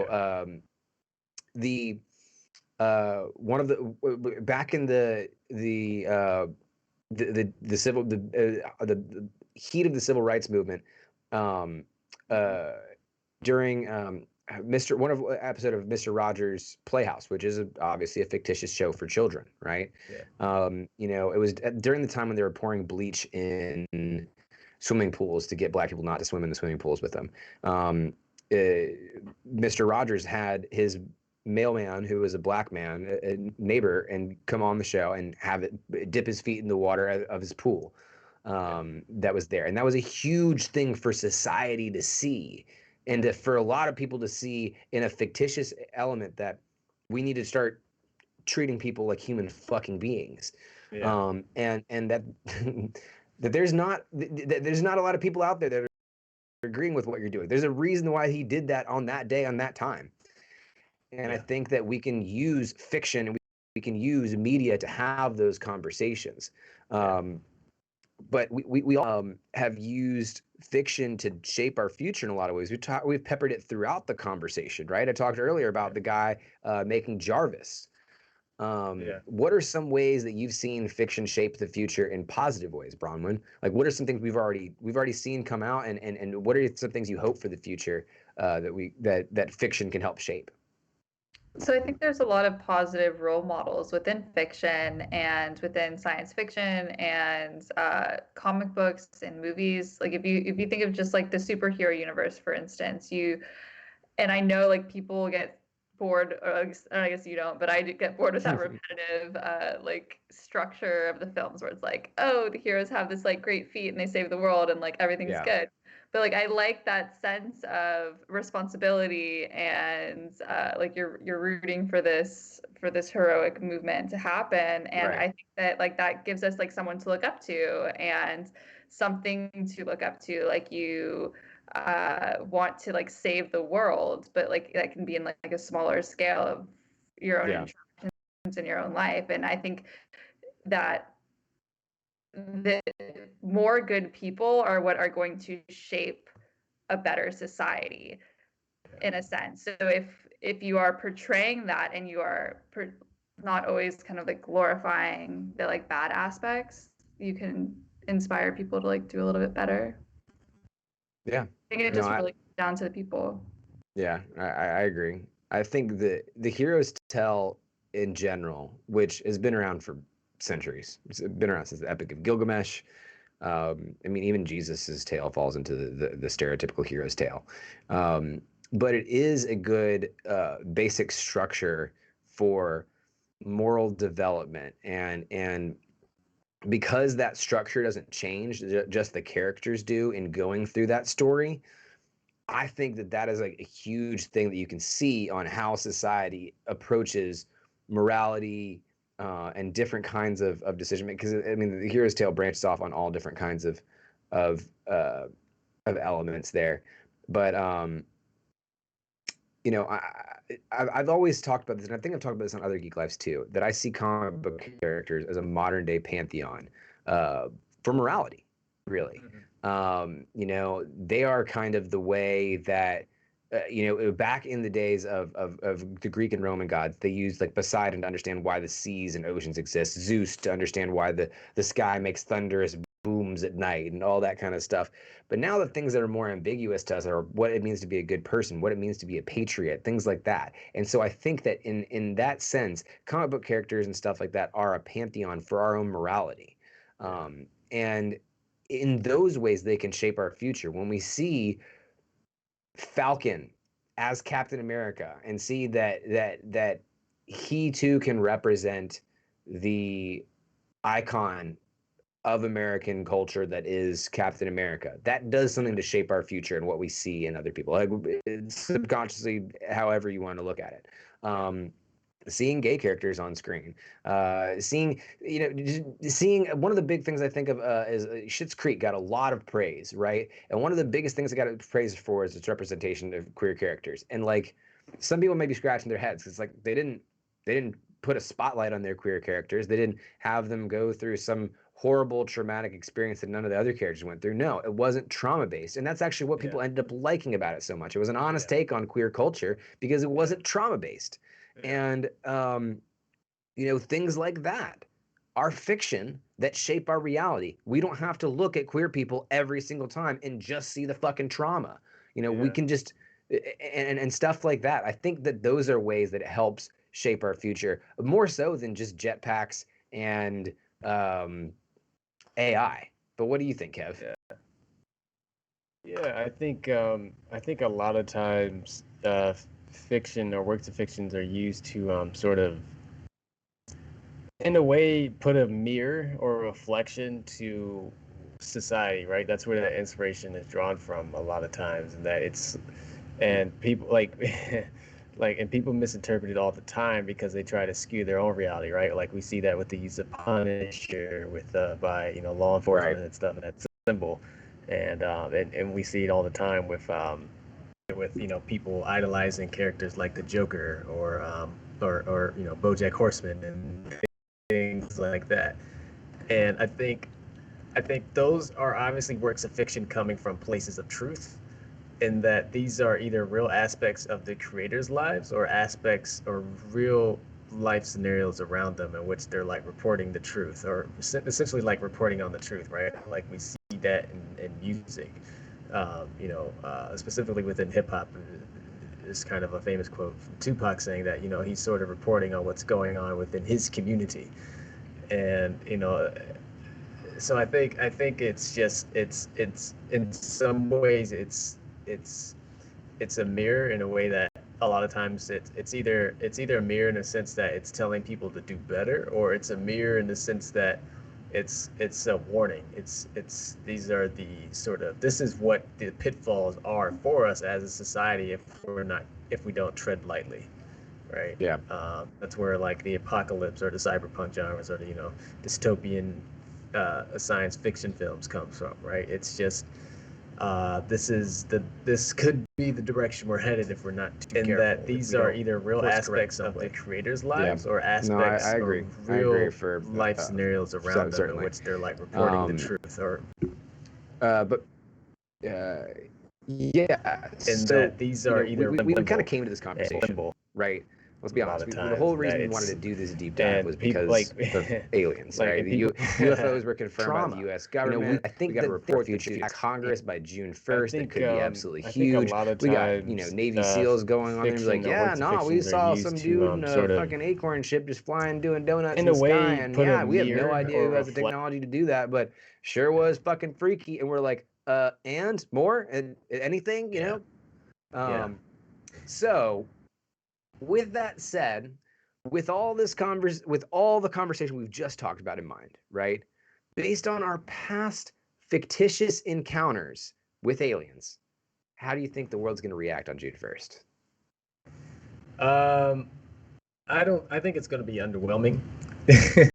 Yeah. In the sense that I think it's going to be like a bunch of redacted stuff or stuff that is inconclusive. I think it's going to be more of the same, where they're not going to dance around and deny UFOs, but they're not going to essentially give away what they have, or even if they have anything, right? Like they really, like the government might just not know what the fuck's going on fully anyway. Yeah.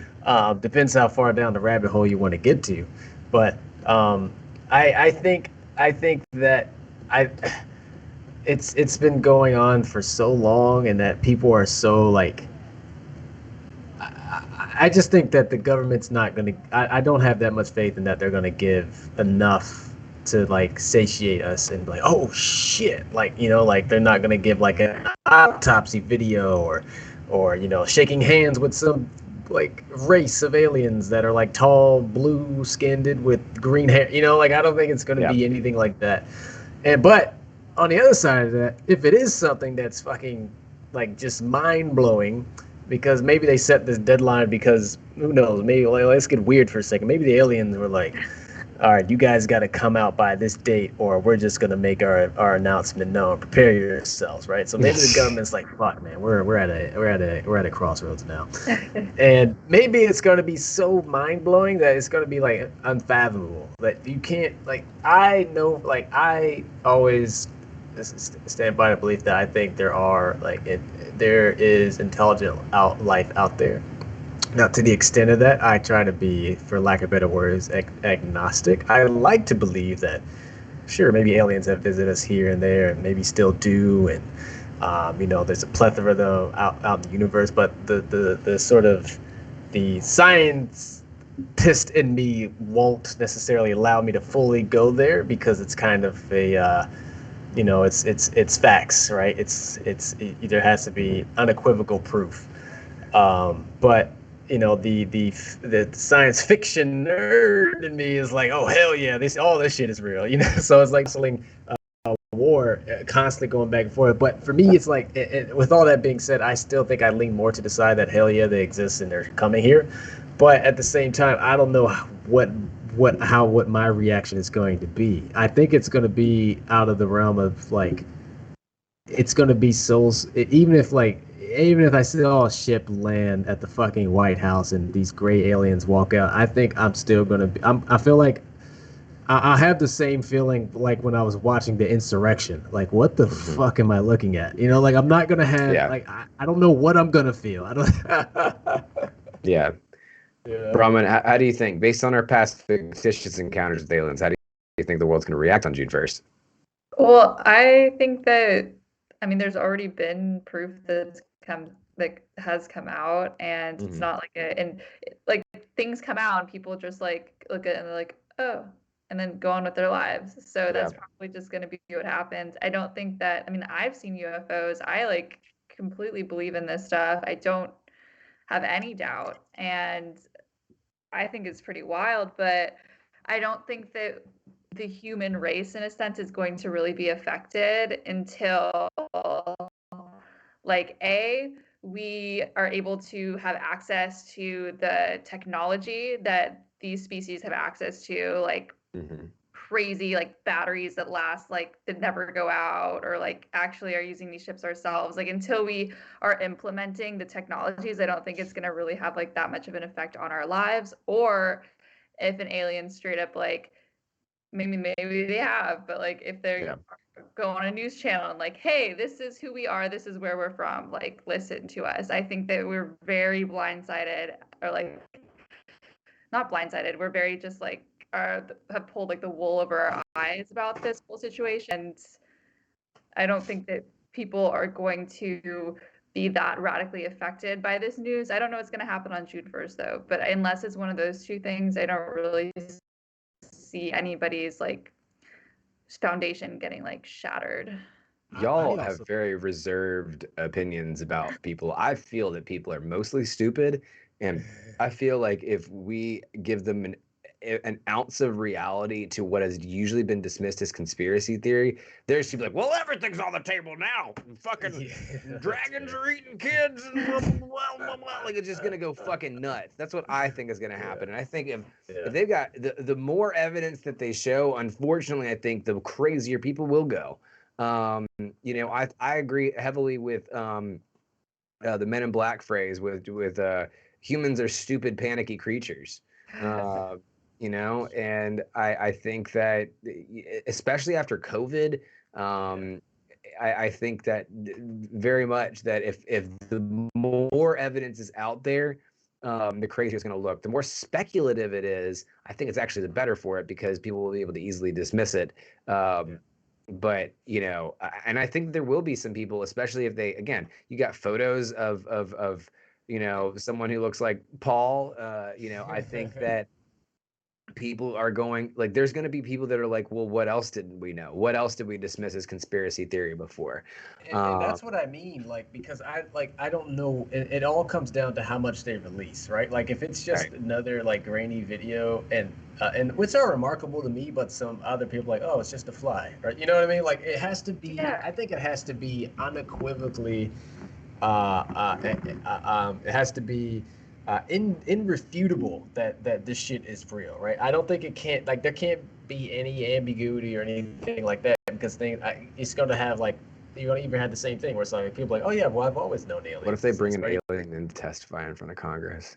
That's going to be that's fucking what I'm huge. saying. Like, that is the thing. It would have to be that, because everyone is so skeptical that you show photo, even like you show photo of a different life form, they'll be like, oh, that's photoshopped. Oh, that's just someone wearing some latex on their face. Like, oh, that's like you said, like a fly in the video, or like you can't, like, people just are gonna just be blinded to it. And until there's like a literal alien testifying in front of Congress, like you say, or unless we have access to like their equipment and like see a UFO flying around in the Central Park or something, like, I don't know. I think that photos, videos, like, these have been coming out for decades.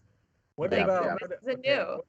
What about if this happened, and this, I think this is as real as it could probably, as far as it could probably go. What if it's a State of the Union address and Biden does his walk down the corridor and then announces, oh, we know the existence, we're announcing that we are confirming the existence of extraterrestrials, and yeah. And then his face opens up, just. That's what I'm wondering. I'm wondering which of us, like, all right. Yeah. Mhm. Well, yeah. It's definitely not me. I am definitely a human person. Same here. I do human things all the day with my human friends. And my human stick things. My human stick things. Exactly. All right. Well, that will wrap it up for a very interesting deep dive. Thank you guys for going on that journey with us. But this week's deep dive really does transition well into our top Zen about fiction. It really got us thinking about some of the amazing sci-fi universes that have been created out over the years, and how they kind of have really shown us our a future, and help make a future for us in a lot of different ways. I believe everyone on this show has been affected by stories or characters among some of the amazing sci-fi shows, movies, or games. So this week we wanted to shout out our top 10 sci-fi universes. And this week is different than last week because, well, there were some places we'd like to visit. Not all of these are the perfect gateway for a vacation, right? These are awesome sci-fi universes, but maybe not places we'd want to visit, unless you're Cape, because Cape likes going to like Aperture Labs in Gotham for some fucking reason or whatever. But that was his choice. Nonetheless, I will be kicking it off with this week's number 10. Number 10 is the Doctor Whoverse. The Whoniverse is the expanded universe from the television, novels, and comics, making it a huge sandbox for fans to enjoy. While the main television show has changed over time with different actors and writers, many of the key pieces have stayed the same, including the TARDIS, the Daleks, the Time Lords, and of course, the Doctor. Much of Doctor Who's enduring popularity comes from staying true to what has gone before. While new actors do take on the title of the role, the Doctor reincarnates, and so that's kind of already built into the storyline, and the history and mythology of the show has never actually been rebooted. The franchise hasn't moved into as many new territories as others, but has produced some fine novels and comic books, and of course, an epic TV series. This universe is also expanded into other spin-offs like Torchwood and the Sarah Jane Adventures, Torchwood being an amazing one, showcasing a broad, shared universe.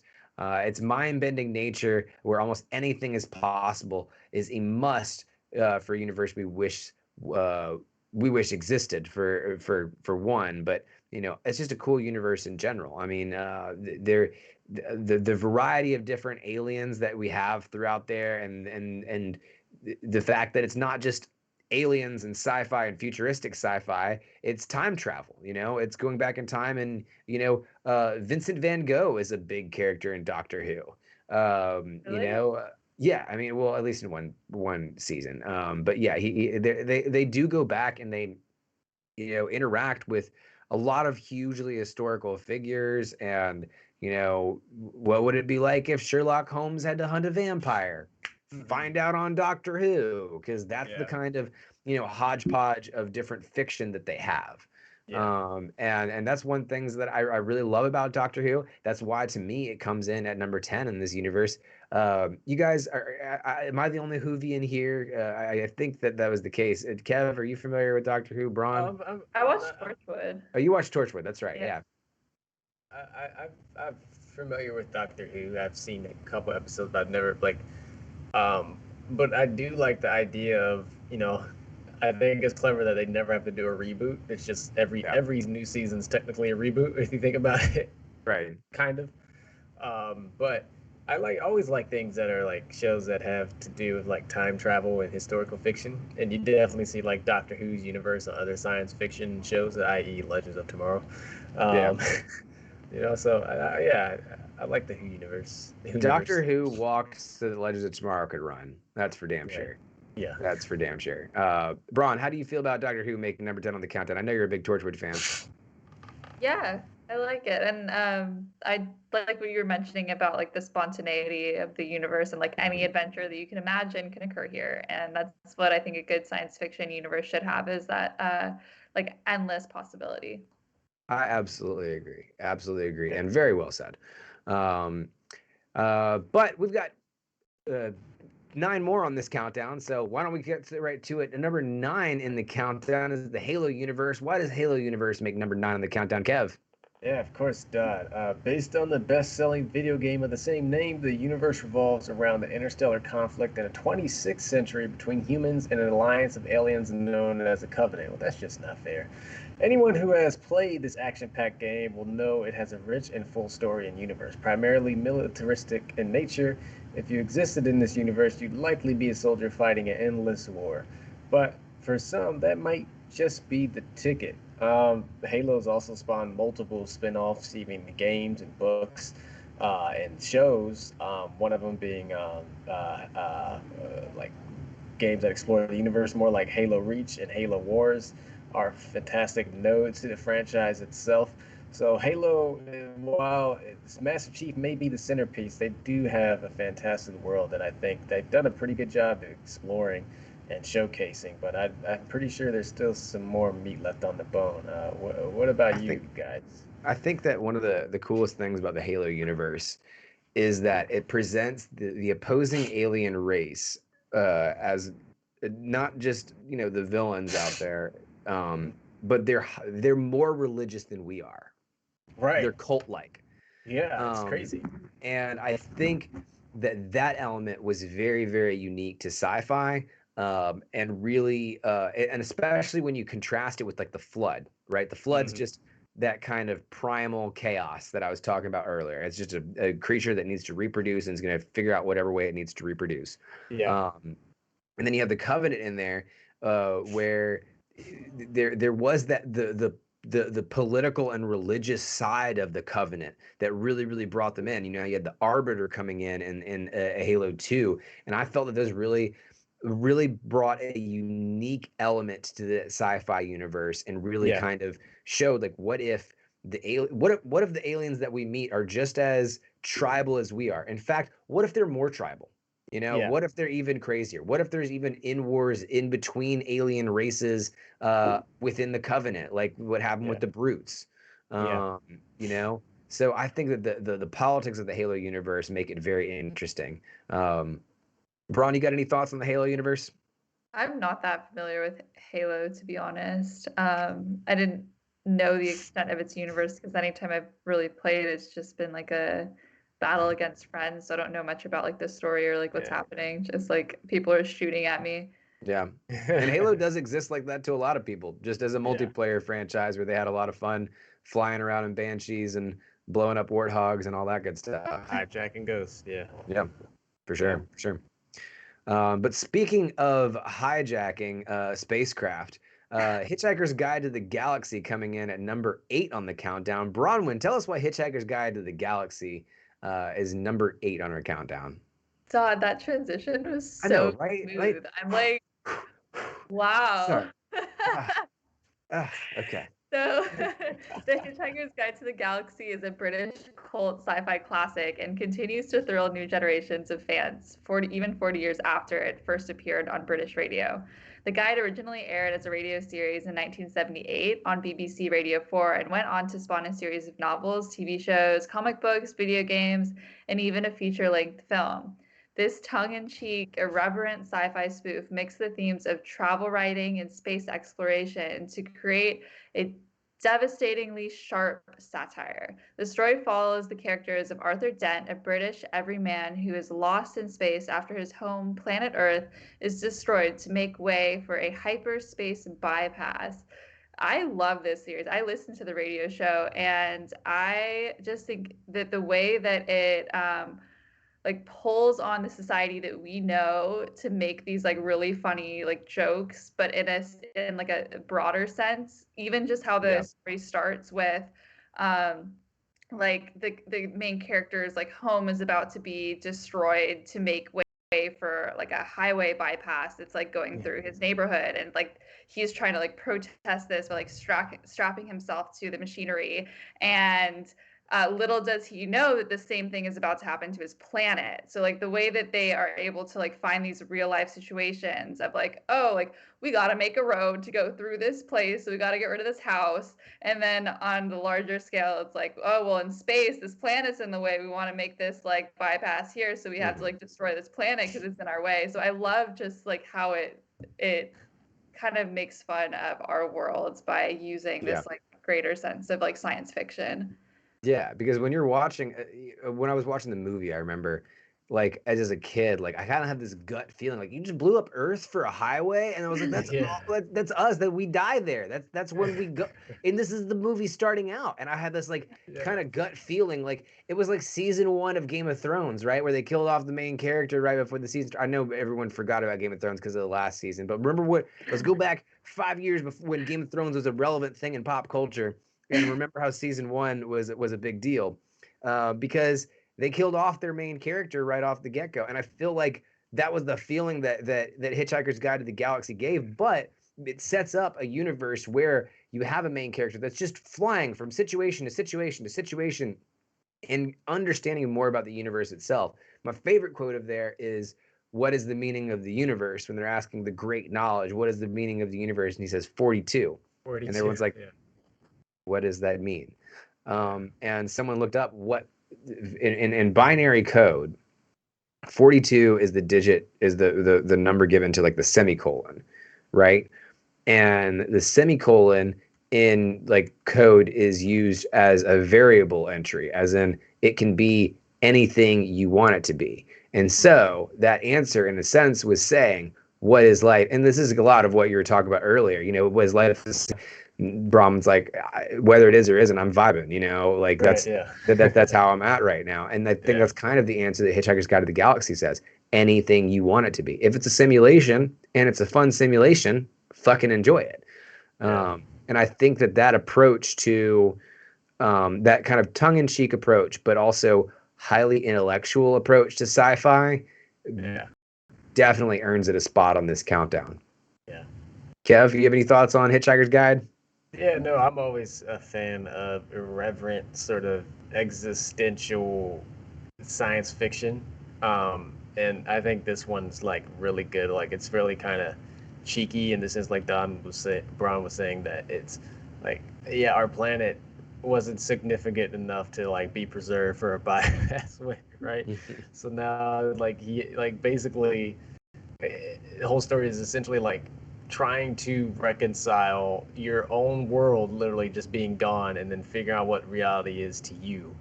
And not only you having your world stripped away, you're realizing that the world is a lot bigger than you imagined in the first place. Right. So I think, which is weird because in that sense, it does make you feel small and kind of insignificant, but really that significance, I think, harkening back to the number 42, is only up to your judgment, right? So. Yeah. Whew, this is a high level episode, guys. Yeah. I like this. All right. Okay. Moving right along. Speaking of highbrow, we're bringing it back down to lowbrow. Number 7 in there is the Rick and Morty universe. Originally, this series began off as a short film parody based on Back to the Future.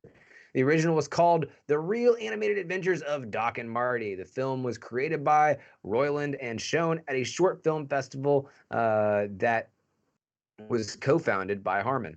Adult Swim was looking for new ideas for television shows and approached Harmon, who recommended that he and Roland work together to create a series from this short film.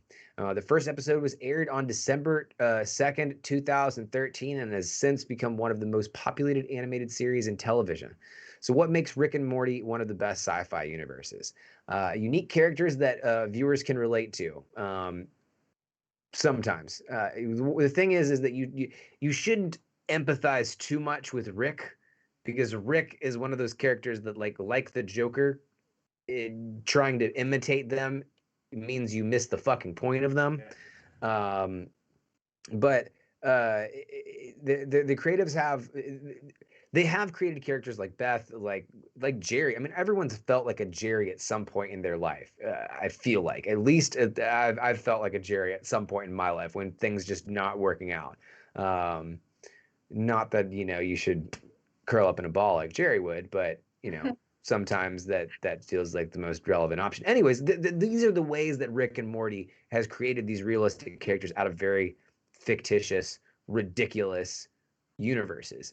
It has real dilemmas. The show is much more than the misadventures of Rick and Morty, as the characters include their other family members. The family faces dilemmas that have real consequences and add extra depths to each episode. Plus, it's fun. The fun element is something that makes this animated series stand out from other television shows of its genre. While many sci-fi science fiction programs are serious, Rick and Morty is fun and entertaining. This comedy factor is what makes Rick and Morty appeal to a wide audience beyond those who are just fans of sci-fi. Each episode is about a new and exciting adventure, and it's in these storylines that keep the viewers coming back for more each week. As previously mentioned, the creators face fewer restrictions than those who are working in non-animated sci-fi series, so the adventures are often outrageous and take place throughout the multiverse. I think one of the biggest things, though, for me that I like about Rick and Morty is one, if not the only. I think Hitchhiker's Guide also does this, right? Hitchhiker's Guide and Rick and Morty both are sci-fi universes that are not human-centric, and what I mean by that is that humans are the center of that sci-fi universe. If you look at Star Trek, Star Wars, a lot of the other ones that we're probably going to talk about on this countdown, maybe there you see a lot of humans, right? and you see humans are a very important part of the galaxy. They're standing amongst aliens and stuff like that. They're very central. People know about humans. In Rick and Morty, the only human that's really important is Rick and the Citadel of Ricks throughout the multiverse. Like, that's really the only one. Outside of that, humans don't mean shit. And they're kind of like, not even like of a galactic intelligence enough to be a part of the big galactic conversation. Same thing with Hitchhiker's Guide to the Galaxy. Obviously, they plow through that planet just to make way for a highway. But I think that Rick and Morty does a great job of creating a universe where humans aren't the center of it, and humans aren't really important.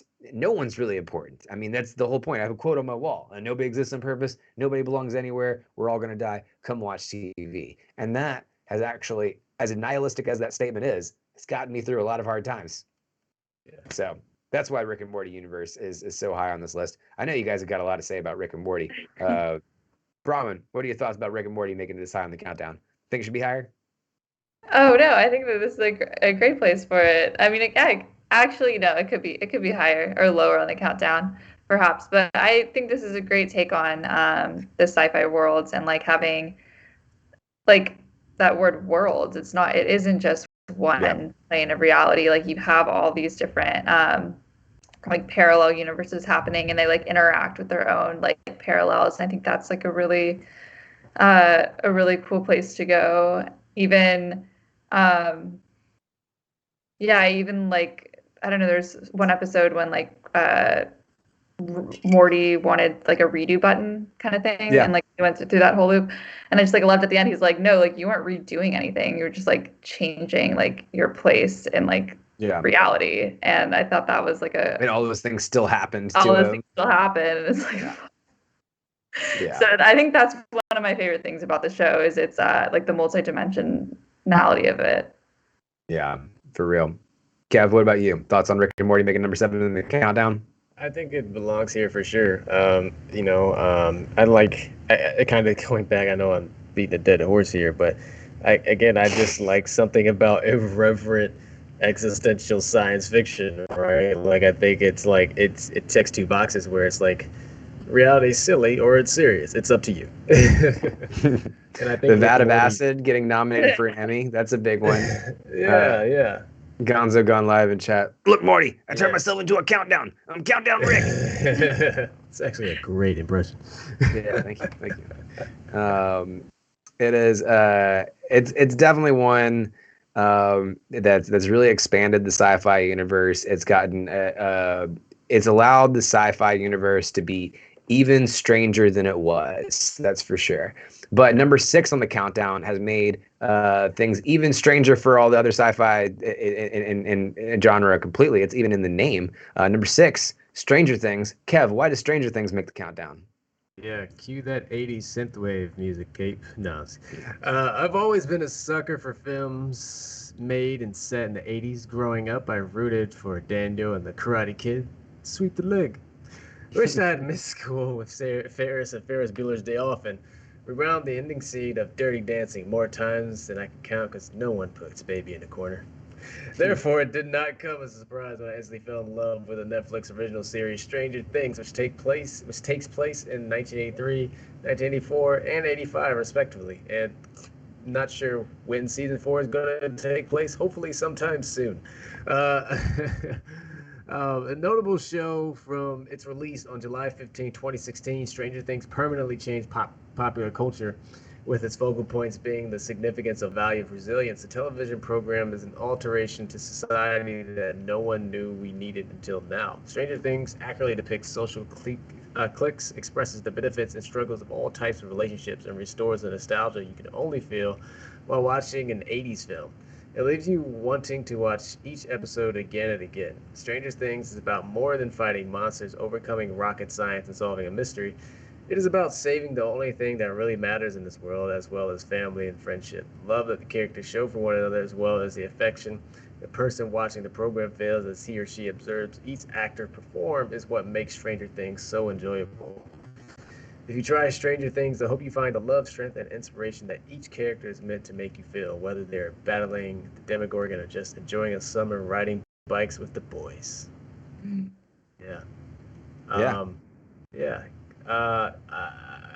if it's no secret, I think Stranger Things has had a huge influence on me.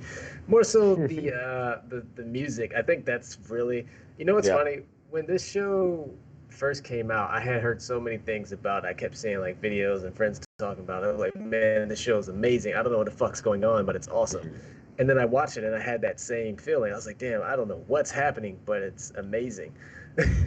Yeah. I had And I a think a similar lot of experience. yeah, I had a yeah, similar yeah. experience last night because I haven't really seen a lot of the show, but I Yeah. did the Stranger Things drive-through experience Mhm. they have in LA right now, and it was Yeah.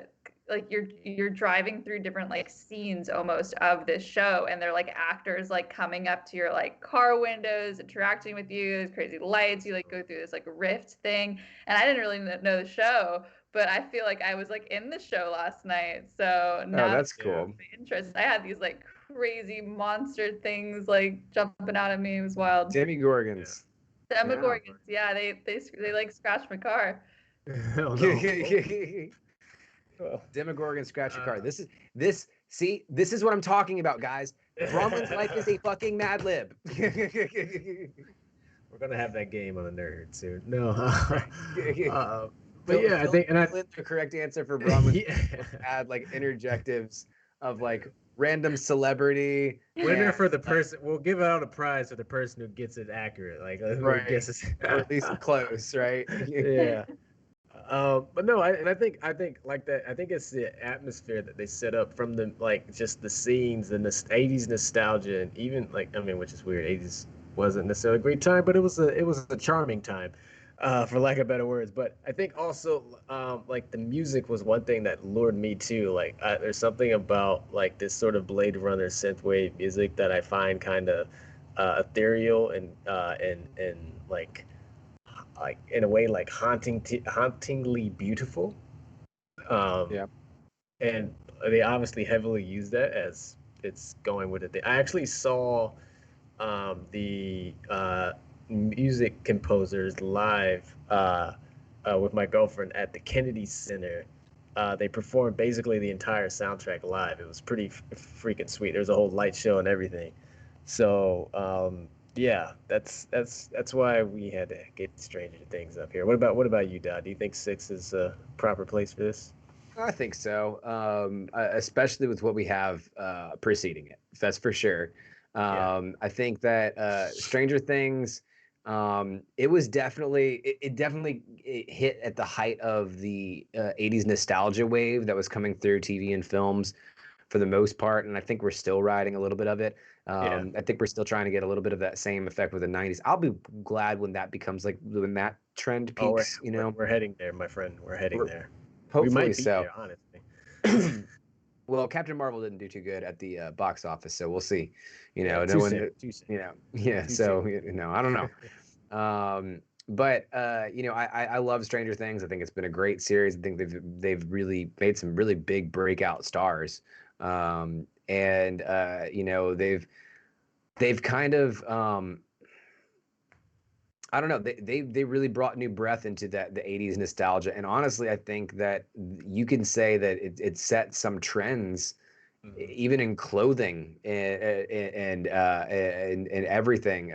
Just bringing the 80s back. The way it really helped fuel that little 80s revival that we've been having going on. And I think that shows you when a show can have a power to kind of influence things like that are way outside of its outside of just what the show is. That that shows the popularity, that shows the power of it, that shows the reality behind the fiction, if you will. But I will say that Stranger Things, or that number 5 walked so that Stranger Things could run. And number 5 is The Twilight Zone. Bronwyn, tell us why The Twilight Zone makes number 5 on the countdown. All right, Zod. Well, The Twilight Zone didn't invent sci-fi. It certainly introduced many of its most common tropes and inspired many shows and movies that came after. First airing in 1959, The Twilight Zone was Rod Serling's attempt to create a show that didn't just tell sci-fi stories, but commented on the issues of the day. He had previously worked on a political show for network television, but was unable to comment on real issues due to censorship by the network and sponsors, afraid of being politically biased. Sterling sold the script for an episode called The Time Element, which was produced as an episode of the anthology television series Westinghouse Dissolute Playhouse. This episode was critically praised and led to The Twilight Zone being greenlit. While it served as a pilot, it was not actually an episode of the show. However, it did introduce the show's opening and closing narration, as well as the twist ending that would become synonymous with the show. While each episode of the show was standalone, several familiar trends began to appear. Many episodes were a subtle commentary on political issue such as race, class, and communism. Some were allegorical and others downright blatant in their approach.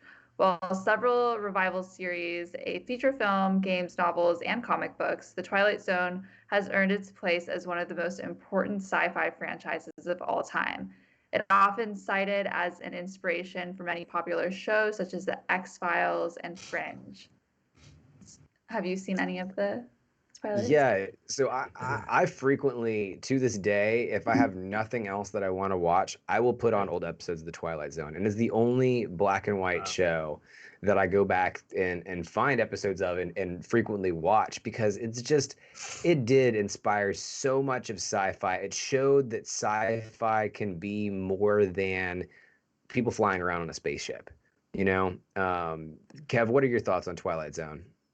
Yeah, I remember my first introduction to Twilight Zone. I actually came from school. I had a teacher in middle school that made us like she loved Twilight Zones, and whenever she wanted to make an English literary point, she would use like it as a Twilight Zone episode and make us watch it as a reference. Really freaked me out because the first one I watched was that pig episode one. Yeah. Yeah, that's the one that's really ingrained in my memory. But yeah, and I like that Jordan Peele rebooted it. I think that was like the perfect person to do it too. Yeah, no, I think Jordan Peele, especially right after like Get Out and all of his big kind of breakout movies, I think was the perfect person to take on that role. I watched several, I think all of season 1, and wow, just fantastic. He absolutely blew it out of the water. It's a show that you can, the concept of it still can exist to this day, and I think should. I think it's a show that, especially with how influential it was in culture and influential in the way that we were talking about in our deep dive, of really bringing to light situations about our own reality through crazy sci-fi. I think that it's a necessary show to have in the pantheon of content that the world creates. We need to make sure we're always producing a Twilight Zone. I'm just saying. That's what I think, personally. I agree. But while Twilight is traditional for a lot of sci-fi, one would argue that 4 might be the greatest sci-fi series of all time. I mean, many people would. I would be one of those people that would be saying that, because number 4 in the countdown is the Star Wars universe. And as I said before, Star Wars would be number 1 if it was me making this countdown, but we got other opinions in Geek Life, not just mine, all right? In 1977, Star Wars changed modern cinema forever. Like Jaws 2 years before it, it was a massive summer blockbuster that broke all the records at the box office. Praised for its special effects and quality of storytelling, Star Wars became a sensation overnight. The Empire Strikes Back was released in 1980 and took the story into a much darker dimension, with revelations regarding the parentage of protagonist Luke Skywalker and the expansion on the series mythology. While the 1983 Return of the Jedi is considered who wrote this? Return of the Jedi is the strongest among the original 3 movies. It provided a satisfying ending. I don't know who put that is the weakest of the original 3 movies. Return of the Jedi is the greatest of the 3. But Star Wars didn't end there. Fans clamored for even more adventures set in a galaxy far away. A successful Marvel comic series provided further looks into the rebellion and also allowed Luke and company to explore the never-ending Star Wars universe. Incidentally, it's also saved Marvel from bankruptcy. A series of novels and games that became known as the Expanded Universe A series of novels and games became known as the Expanded Universe, with novels such as the Thrawn trilogy in particular being considered as good as the movies. Continued interest in the series, as well as successful re-releases with improved effects and deleted scenes reinserted, provided enough to prompt a series of prequels that began in 1999 and 2005. While the prequel trilogy is widely considered far inferior to the originals, they did introduce a new generation to the franchise and critically lauded animated series such as Clone Wars and Rebels, as well as the box office hits Force Awakens, and Star Wars just isn't going anywhere yet. We've got Mandalorian, we've got Bad Batch. It continues to expand. But Star Wars to me is one of the most realistic sci-fi universes. Yes, we have space wizards. If you pretty much take out the space wizards for the most part and replace them with religion, I think that's, to me, it's the most realistic science fiction universe out there. There's a lot of strong politics. The politics are very scattered amongst the different races and different planets. And I think that there's a lot that we can learn from Star Wars. I think the relationship between the Jedi and the Sith is something that needs to really be fully analyzed and understood. I think there's an argument that could be made that the modern day liberal Democrat are actually more in line with Sith than they are Jedi, to much of what liberal Democrats would think. And the Jedi, and this is mostly because the Jedi are not really the heroes. Once you really see the expanded universe and you look at these different codes, I can tell you right now, the Sith code makes to me a lot more fucking sense than the Jedi code, and especially when you see Jedis fucking people up with their mind tricks. Like you see the Jedi mind trick and some of these other movies. Oh, well, these are not the droids you're looking for, and it's all innocent and shit, right? But you never seen Mace Windu and fucking Yoda and Obi-Wan just mind fucking the shit out of Cad Bane with Jedi force powers, and then all of a sudden the Jedi don't look so fucking nice anymore, right? If you're able to just basically make someone think however the fuck you want them to think to make them politically aligned with you, that's a pretty scary power to wield. But just there's so much to talk about in the Star Wars universe, and I know I've probably given you guys a lot to talk about right there, but what do you guys think about Star Wars coming in at number 4 in the countdown? Sorry, Chad. You want to go? You want to go first, Braun? Because I got a lot to unpack. I think it's like, of course, it's on this list, and I think that it kind of like parallels a lot of the storytelling since like ancient times, almost like a lot of like the things that like come up in this are similar stories that we've seen before, but like putting them under this like lens of science fiction, which I think that's why we relate to it, because it is kind of that like the journeys that we were like familiar with, and the characters that maybe we can like relate to. I know like they're not entirely too complex always, but because there is a lot of like good versus bad, at least in like the movies I've seen. Maybe it delves a little bit deeper in other like forms of the show, or like the shows or the books, but yeah, I do think that a lot of times the characters just like are a little bit one-dimensional in this universe, unfortunately. Like maybe there could be, like you said, maybe we can like explore like those like the negatives of the Jedi, or maybe we can explore more like the positives of the Sith. That might interest me a little bit more in this universe. Like I think the universe itself is really interesting, but maybe it's like the story that I'm not like quite, or the characters that I'm not quite in love with. We'll have to send you some expanded universe stuff or something. That's for sure. Yeah. So, Kev, go for it. Return of the Jedi is the strongest out of the 3? Of the original 3, absolutely. Yeah. Really? Yes. Return of the Jedi, the 3rd one in the original series. Absolutely the strongest of the 3. I think it's the weakest, but I don't think it's a bad movie. And I think that was prefaced wrong. Like I think it's top 5 out of all of the movies, but I don't think it's number I don't think it's the best. Like it's Empire, man. Like it's always Empire. What about Empire? What you got? You got the Battle of Hoth, and you got Cloud City. You have the Battle of Hoth. You have one of the most iconic voice lines of all time. One of the most iconic plot twist of all time. And it's like it brought from it was night and day to what was at first seemed like a wholesome space epic tale with a nice friendly bear companion to like this dark brooding story. Did you get Boba Fett being chucked into a Sarlacc pit and Jabba the Hutt being strangled to death? That was even worse because fucking Boba Fett had 5 minutes of screen time to get thrown into a pit, which he apparently didn't die in. No, he didn't. He just got a dad bod from. He was chilling down there. There was an Arby's or something down in that bottom Sarlacc pit. That's for sure. Yeah, like it's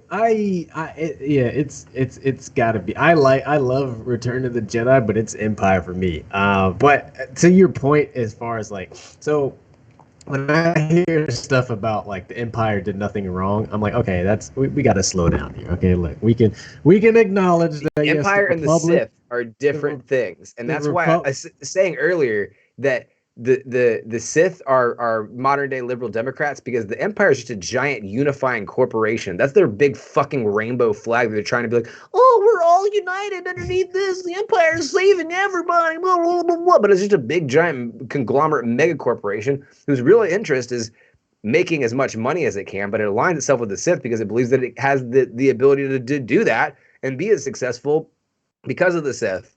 And all that they hold, and the fucking Palpatine and all this shit. It's intricate, man. You know. But I don't know, because even if you go like include the Kotar, like you can say that like the Sith have like they're not afraid to bend the bounds of nature and explore the Force to its fullest. But at the same time, they end up starting a lot of fucking oppressive empires.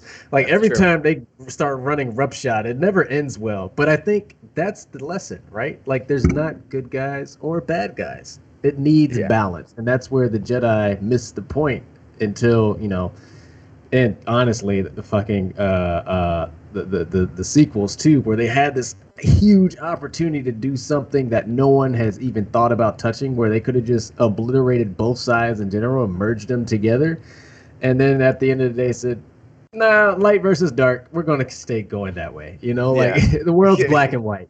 And I think that's what, like, it had so much potential, and you saw that it was at that crossroads in The Last Jedi, right, where like even Luke was having his sort of come to Qui-Gon Jinn moment, where he's like, you know, I'm gonna burn all the books and you know, fuck the Jedi way, it's all wrong. And well, there are gray Jedi. Ashoka is a gray Jedi, and supposedly Qui-Gon Jinn is a gray Jedi, which believe in like a balance of power between the Force. Allegedly, though. But even allegedly, but here's the problem with gray Jedi. Gray Jedi are like, oh well, you know, you just gotta have a little bit of balance here and a little bit of balance here, and they're fucking pacifists. That's the you know, not all cops, you know, kind of people.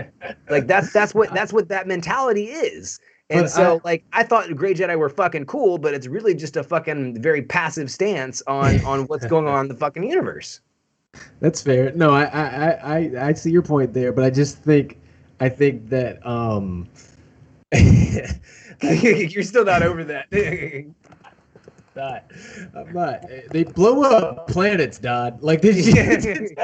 Oh, y'all don't want to pay taxes on slaves? Fine. Boom. Yeah. Like that was Empire. Like, it's hard to get over. It's hard to move past that. But no, I think to your point about, I think we both agree that the sequels kind of had a missed opportunity. Like, it started out strong with A New Hope 2. It, granted, that's what it was, but it was still great, right? Like, I love that movie, even though it was essentially just a shined up version of the first one. I don't know if they had their Ewan McGregor, which kind of like redeems the prequel series a little bit. Like, you know, everything in the prequel series sucked, but you had Ewan McGregor as Obi-Wan, so that was pretty good, right? Yeah. But well, I don't even know if the sequel series has that, you know? They don't. They just, like, it started off pretty strong, and you're like, oh man, Disney didn't really fuck this up at all. And then The Last Skywalker comes out, you're like, holy hell, what are we doing here? And even Space Mary Poppins. Yeah, Space Mary Poppins. Yeah, and anyway, I think getting back to our top Zen here, I think Star Wars is appropriately Right. it is. It's number 4 in the countdown, but it's a very Yeah. controversial number 4. And It's a again, I will controversial. say I honestly think it should be higher than what it is. But we can get we do into have some really great ones underneath strong it. ones, yeah. So that's our controversial pick as Star Wars at number 4. But if you had it on mine, Star Wars would be number 1 in the countdown. But putting that on the countdown would definitely have a massive effect on what we think about when it comes to regard to this countdown. That's why number 3 in this countdown is Mass Effect. Because Tato's here. If Mass Effect, I mean, if Star Wars, Star Wars crawled so Mass Effect could fly. And run. Look, okay, Mass Effect is near and dear to my heart. It would be an understatement. The video game universe is full of great spaceships, high-tech weaponry, and bizarre and interesting aliens. Believe it or not, the universe is not far from our own, located in the Milky Way galaxy. When humanity landed on Mars and discovered and abandoned alien technologies, they were able to create the utilize the Mass Effect technology to manipulate space and time to discover non-human entities. From Asari to Turians, there are plenty of awesome alien races to meet and also go to war with. If that's what you choose. One of the main staples of the Mass Effect universe and the games themselves is the consequence and importance of choice. Your choice matters. And every choice matters up until the third game, but that's here nor there. And part of that, why that matters, is because they were really kind of the first game to introduce or really capitalize on cross game saves across multiple games, meaning that your character from the first Mass Effect goes all the way into the third game. That's a spawn of 5 years in three games. That's incredible. Every choice you've made, every consequence is a ripple effect or has a ripple effect. And I think it was that kind of gameplay that drew me to that, right? Not only were they great at telling a story and having so much amazing character development, not just with the main character, but your crewmates, your side characters. You wanted to like explore every inch of this world because there was so much meat on the bone and so much to offer, and so much that you literally you explored this world, not like just physically in your Mako, but even from just a social being standpoint. You explored and had conversations and deep and high level thinkings with multiple people from different backgrounds and race, right? And that was one cool thing that Mass Effect kind of sneakily wove in. Well, maybe not sneakily, they were pretty upfront about it. It's like social commentary on acceptance, collaboration, and camaraderie amongst different races, i.e. cultures, to accomplish a common goal, right? Like you had like the final mission, you have to figure out a way to unite the entire galaxy. And which is an astounding task because there's so much baggage and animosity between races of intelligent beings standing back centuries from genocides to basically making an entire species go extinct or on the brink of extinction through making their entire race sterile. There's some pretty deep commentary here that Mass Effect isn't afraid to get into, even just different varying identities, and even your character's identity, right? Like it was like FemShep is and regular Shep are iconic, and I still think Mass Effect in itself is somewhat underrated in the sense that it's, well, to its own demise. I think the third game didn't really help elevate its platform any, but I think I think it gives I like it at number 3 personally. Does it deserve to be above Star Wars? Unbiased, I'm gonna say no. But here's why it is, Dodd. It's real science fiction, unlike Star Wars, which is basically just space Game of Thrones. What is this attack on Star Wars? Yes. Well, let's Game of Thrones. It's like a fantasy Star Wars. No. I'm saying Star Wars is fantasy, right? Like so Mass Effect. Game of Thrones is a fantasy version of Star Wars. That's what Braun say. Yeah. Yeah. Yes. Yeah. Well, Yeah. you know, hey, Star Wars has been able to survive after their finales bombed. Oh, you're right. You are. Oh, hey, it's coming back. Yeah. No, and So, I think that's I like I said, I like it here. I'm fine with it here. I'm happy it's here. But if I had to be completely unbiased, I would say it probably should be number 4. I think Star Wars still. I mean, it's fucking Star Wars, man. Like I love yeah. Mass Effect to death. I love Mass Effect more than Star Wars. I'll just go out and say that. But if I'm being completely unbiased, like just nostalgia and pop and impact on pop culture, like you can mention Star Wars. People who've never seen it know what Star Wars is. There's a lot of Yeah. people don't like Mass Effect. It's like that's Yeah, just that's true. And that remastered Unfortunately, version because now. Mass Effect's fucking fantastic. But Yeah. that's neither here nor there. Are you going to be checking out the remastered version, Bronwyn? oh, I'm playing. Oh, sorry. Yeah. Still a little G-step.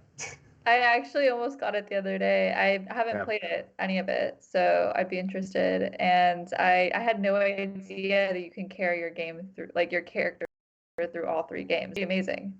Yeah. I would highly recommend checking it out. I think the biggest thing about the Mass Effect universe that I think makes it such a unique sci-fi environment is that it is the fact that it is a sci-fi environment that you have your own personal touch in. You have your own Shepard, whether Fem Shepard, regular Shep, who's interacted in a number of different ways and has had consequences for the actions that have gone through there. And so it's a very personalized science fiction universe. Not to mention that it does have, just as much of the politics as a franchise like Star Wars does, and things like that. Yeah. But speaking of at least divisive or at least hot topics when it comes to countdown picks, the next pick on the countdown is one that literally only got 1 season, and I think you know what it is we're talking about now. Bronwyn, tell them who's number 2 on the countdown. We're talking about Space Cowboys, y'all. Number 2 in our countdown is Firefly.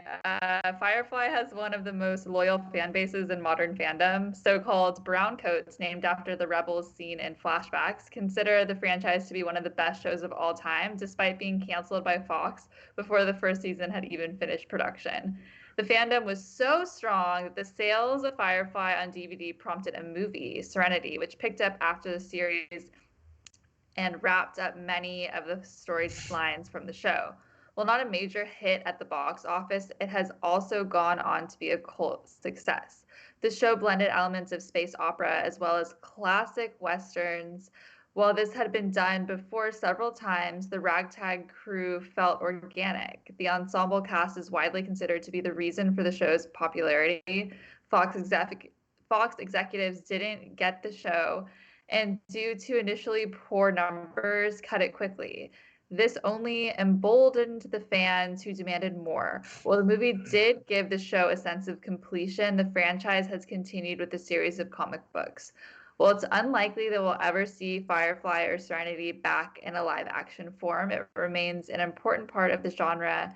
It's also synonymous with shows that got canceled too early, so it's unlikely to ever be forgotten. Oh yeah. I mean, I think that there is, when I think of cult classics, especially in TV and film, if I think of TV, it's Firefly. If I think of film, it's Rocky Horror. And I think that it's at that status of like Rocky Horror Picture Show level of cult classic. Just people absolutely love this series. And I get why. It's probably my favorite series as far as the steampunk element of sci-fi goes. I mean, there was really a class division in Firefly that was very apparent, and that's what I loved about it. I loved the fact that it was space cowboys. I'm a sucker for space cowboys. Anybody that's watched this show before knows I am a sucker for space cowboys, especially of the bisexual variety. And like this show really just capitalizes on all that and capitalizes on what makes all that good. The crazy antics that you can have there, the societal commentary that you can have there. Honestly, Firefly does deserve the reputation that it has. Kev, what you know about Firefly? Yeah, no, I know that. I don't understand why someone hasn't picked this up. Like, there's obviously a demand for it. There was a demand for it when it got canceled, and there's still demand for it. I think that's the That's the crazy thing. Like, how's like Netflix or no one wants to. I mean, maybe no one can't touch it for like legal reasons or licensing purposes, but still, like, Or Yeah. should, because they might ruin it. yeah. Well, yeah, maybe that too. But I don't know. It makes me sad that it only got one season. And I mean, the fact that it had such a strong fan base after one season is fucking incredible. Like, Yeah. the demand it's there. So, bring it back. It's one of those shows that to me, I worry that it maybe it's better that it did get canceled. Maybe it Yeah. would have gone off the rails in like season 2 or 3 and just become another generic fucking sci-fi show. And if that's the case, then the kind of prospect of what it could be may be better than what it actually could have lived up to. So maybe the fiction's better than the reality here. Maybe. I don't know. But regardless, Firefly has definitely earned earned its spot on the countdown, that's for sure. So we're down to number one. So We're like, down to our number one sci-fi universe in all of Sci-Fi Universes. And I think that we would be dumb if we didn't mention arguably the greatest sci-fi universe of all time, which is the Star Trek universe. Yeah. While debates about Star Trek versus Star Wars will continue indefinitely, Star Trek takes our number one spot. Both of these mega franchises have had highs and lows, but Star Trek has produced more movies and shows, plus a comparable amount of tie-in media, including comic books, games, and video games. Star Trek, unlike Star Wars, is tied to our own history. It's about our hopes and our dreams. It's for a more tolerant world. While there is conflict, the future is envisioned as a nearly utopic humanity. And humanity has learned to move past things that divide us and reached out to the stars with united purpose. We talked earlier about not having money in the Star Trek universe, which, again, sounds like socialism, but it's very much like a very futuristic idea where all your needs are met, and we don't need to pay for things. We don't need to have money to buy food because we can just get it off of a replicator. And you're kind of just being a dick if you're trying to keep people from using the replicator. They need to eat. Right, exactly. The original series was canceled after 3 seasons, but it earned a cult following and did very well in syndication. The box office success of Star Wars led to plans for a movie production. While Star Trek, the motion picture, was deeply flawed in many ways, it did well enough to warrant a sequel. Widely considered to be the best in the series, The Wrath of Khan saw the crew began one of their greatest arcs, which culminated in Star Trek IV: Voyage Home. Star Trek then returned to the small screen with The Next Generation, critically lauded with a massive hit with fans. The new Enterprise and crew influenced a whole new generation of shows, including Babylon 5 and Stargate. Further spin-offs such as Deep Space Nine and Voyager, as well as the prequel series Enterprise, fleshed out the Star Trek universe. After the franchise fatigue kicked in, Star Trek took a novel approach to reboot, establishing a new timeline in the 2009 Star Trek. With a new show in development, Star Trek continues to boldly go where no one has gone before. And honestly, when you think of a sci-fi parody, what are they parodying? Star Trek. Star Trek. All the time. Bronwyn, I know you're a big fan. I've been watching a bunch of the new generation. Bronwyn, I know that you're a big Star Trek fan as well. Why do you think Star Trek deserves the number one spot here? I think just how huge that's part of it, is like how huge this universe is, and how like there's like no stone really unturned, in the sense that like I feel like because there's been so many episodes, so many series, like they've been able to, like the characters of the show, they're like exploring new possibilities, they're exploring new worlds, and like that's what every episode has given us, is like that sense of exploration, because it's not just like a sci-fi in the sense of like you're living within this sci-fi universe. It's we're gonna like find out more about our sci-fi universe, so they're learning new things as we're learning new things, and you're taken along on that journey, is what I think is so significant. Yeah, for sure. Kev, you think it's fair that Star Trek gets the number one spot? I think so. It's the OG. Yeah. I mean, well, maybe it's not the OG, but it's the OG that matters today in modern day science fiction. Yeah, I think everything like on this list was influenced one way or another by Star Trek as far as like space operas are concerned, right? Yeah. And the thing about Star Trek too is it's so ubiquitous that not only just like there's fans all over the place. Like we talk about the divide between the original, the sequels, and the prequels for Star Wars. Shit, man, Star Trek goes all over the place. I, for one, liked the new movies. You know, I know to some that may be blasphemous or say, but I thoroughly enjoyed. Maybe the third one not so much, but the first two, I'd love those movies. I'd watch them again, even though we were really using that damn lens flare technique. Anyway, that's. I do But use that no, a lot. Yeah, so I'm very much looking forward to the new show, the new series. Yeah, I was introduced to Star Trek by my grandfather. Like he was a huge Trekkie. So Yeah. yeah, and even like influence. I remember I watched something. I think it was on the Science Channel or Discovery Channel or something about like just influences on science fiction. They covered Star Trek. Like cell phones came from the influence of Star Trek. Right? Yeah. Like remember like in the original series, like they had the little flip.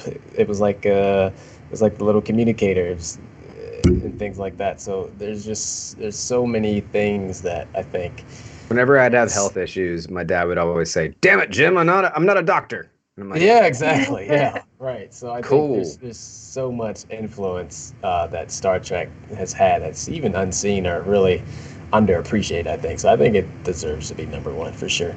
I think so too. I think it's very foundational to what sci-fi is.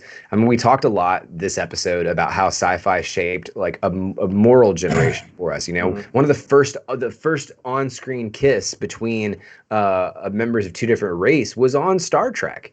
And it carved the way for social progress like that. I mean, what if we lived in a day and age where there really was no difference between who was working the front of a spaceship, ethnically, racially, the society that they want to progress, and it showed our own goals, what we wanted to be, right? Yeah. And kind of collectively kind of held hands and said, this is what we want to be, right? We want to be a society that progresses towards this, right? And I think that it started to show also that I guess if you're not for that, then you're outdated. That you are living in the past, that you are clinging to something that is not a part of the future that we want to see. And so I have to applaud Star Trek for kind of that foundational element of sci-fi that we see. I think Star Trek was the first to do that. And to me, that's why Star Trek is the GOAT when it comes to sci-fi universes. Yeah, I agree. Yeah.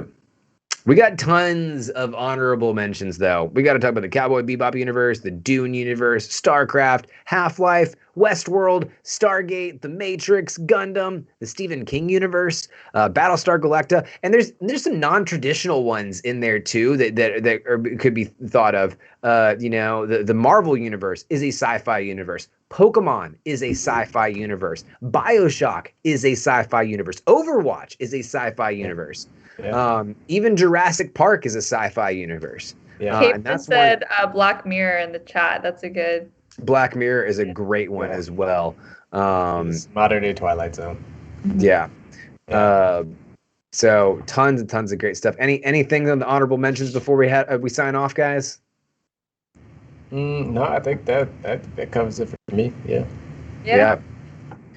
All right, well, I guess that will wrap it up for this episode of Geek Life. I hope you guys have enjoyed the conversation. It's been quite the long one this time, but it was a great topic on a lot of different stuff. Remember, if you want more of Geek Life, you can find links to all of our socials down in our bio below. Also, join the Discord, join the Nerd Herd. There should be a big old icon there with a big Oregon Trail logo with an NH on the side. Join that. That's where you can see all the fun that we're having here in our chat room. Thank you guys so much for hanging out in chat. We had a lot of people savage losing their mind over Firefly making the countdown there. Littlest Nelly throwing some G's in chat for us.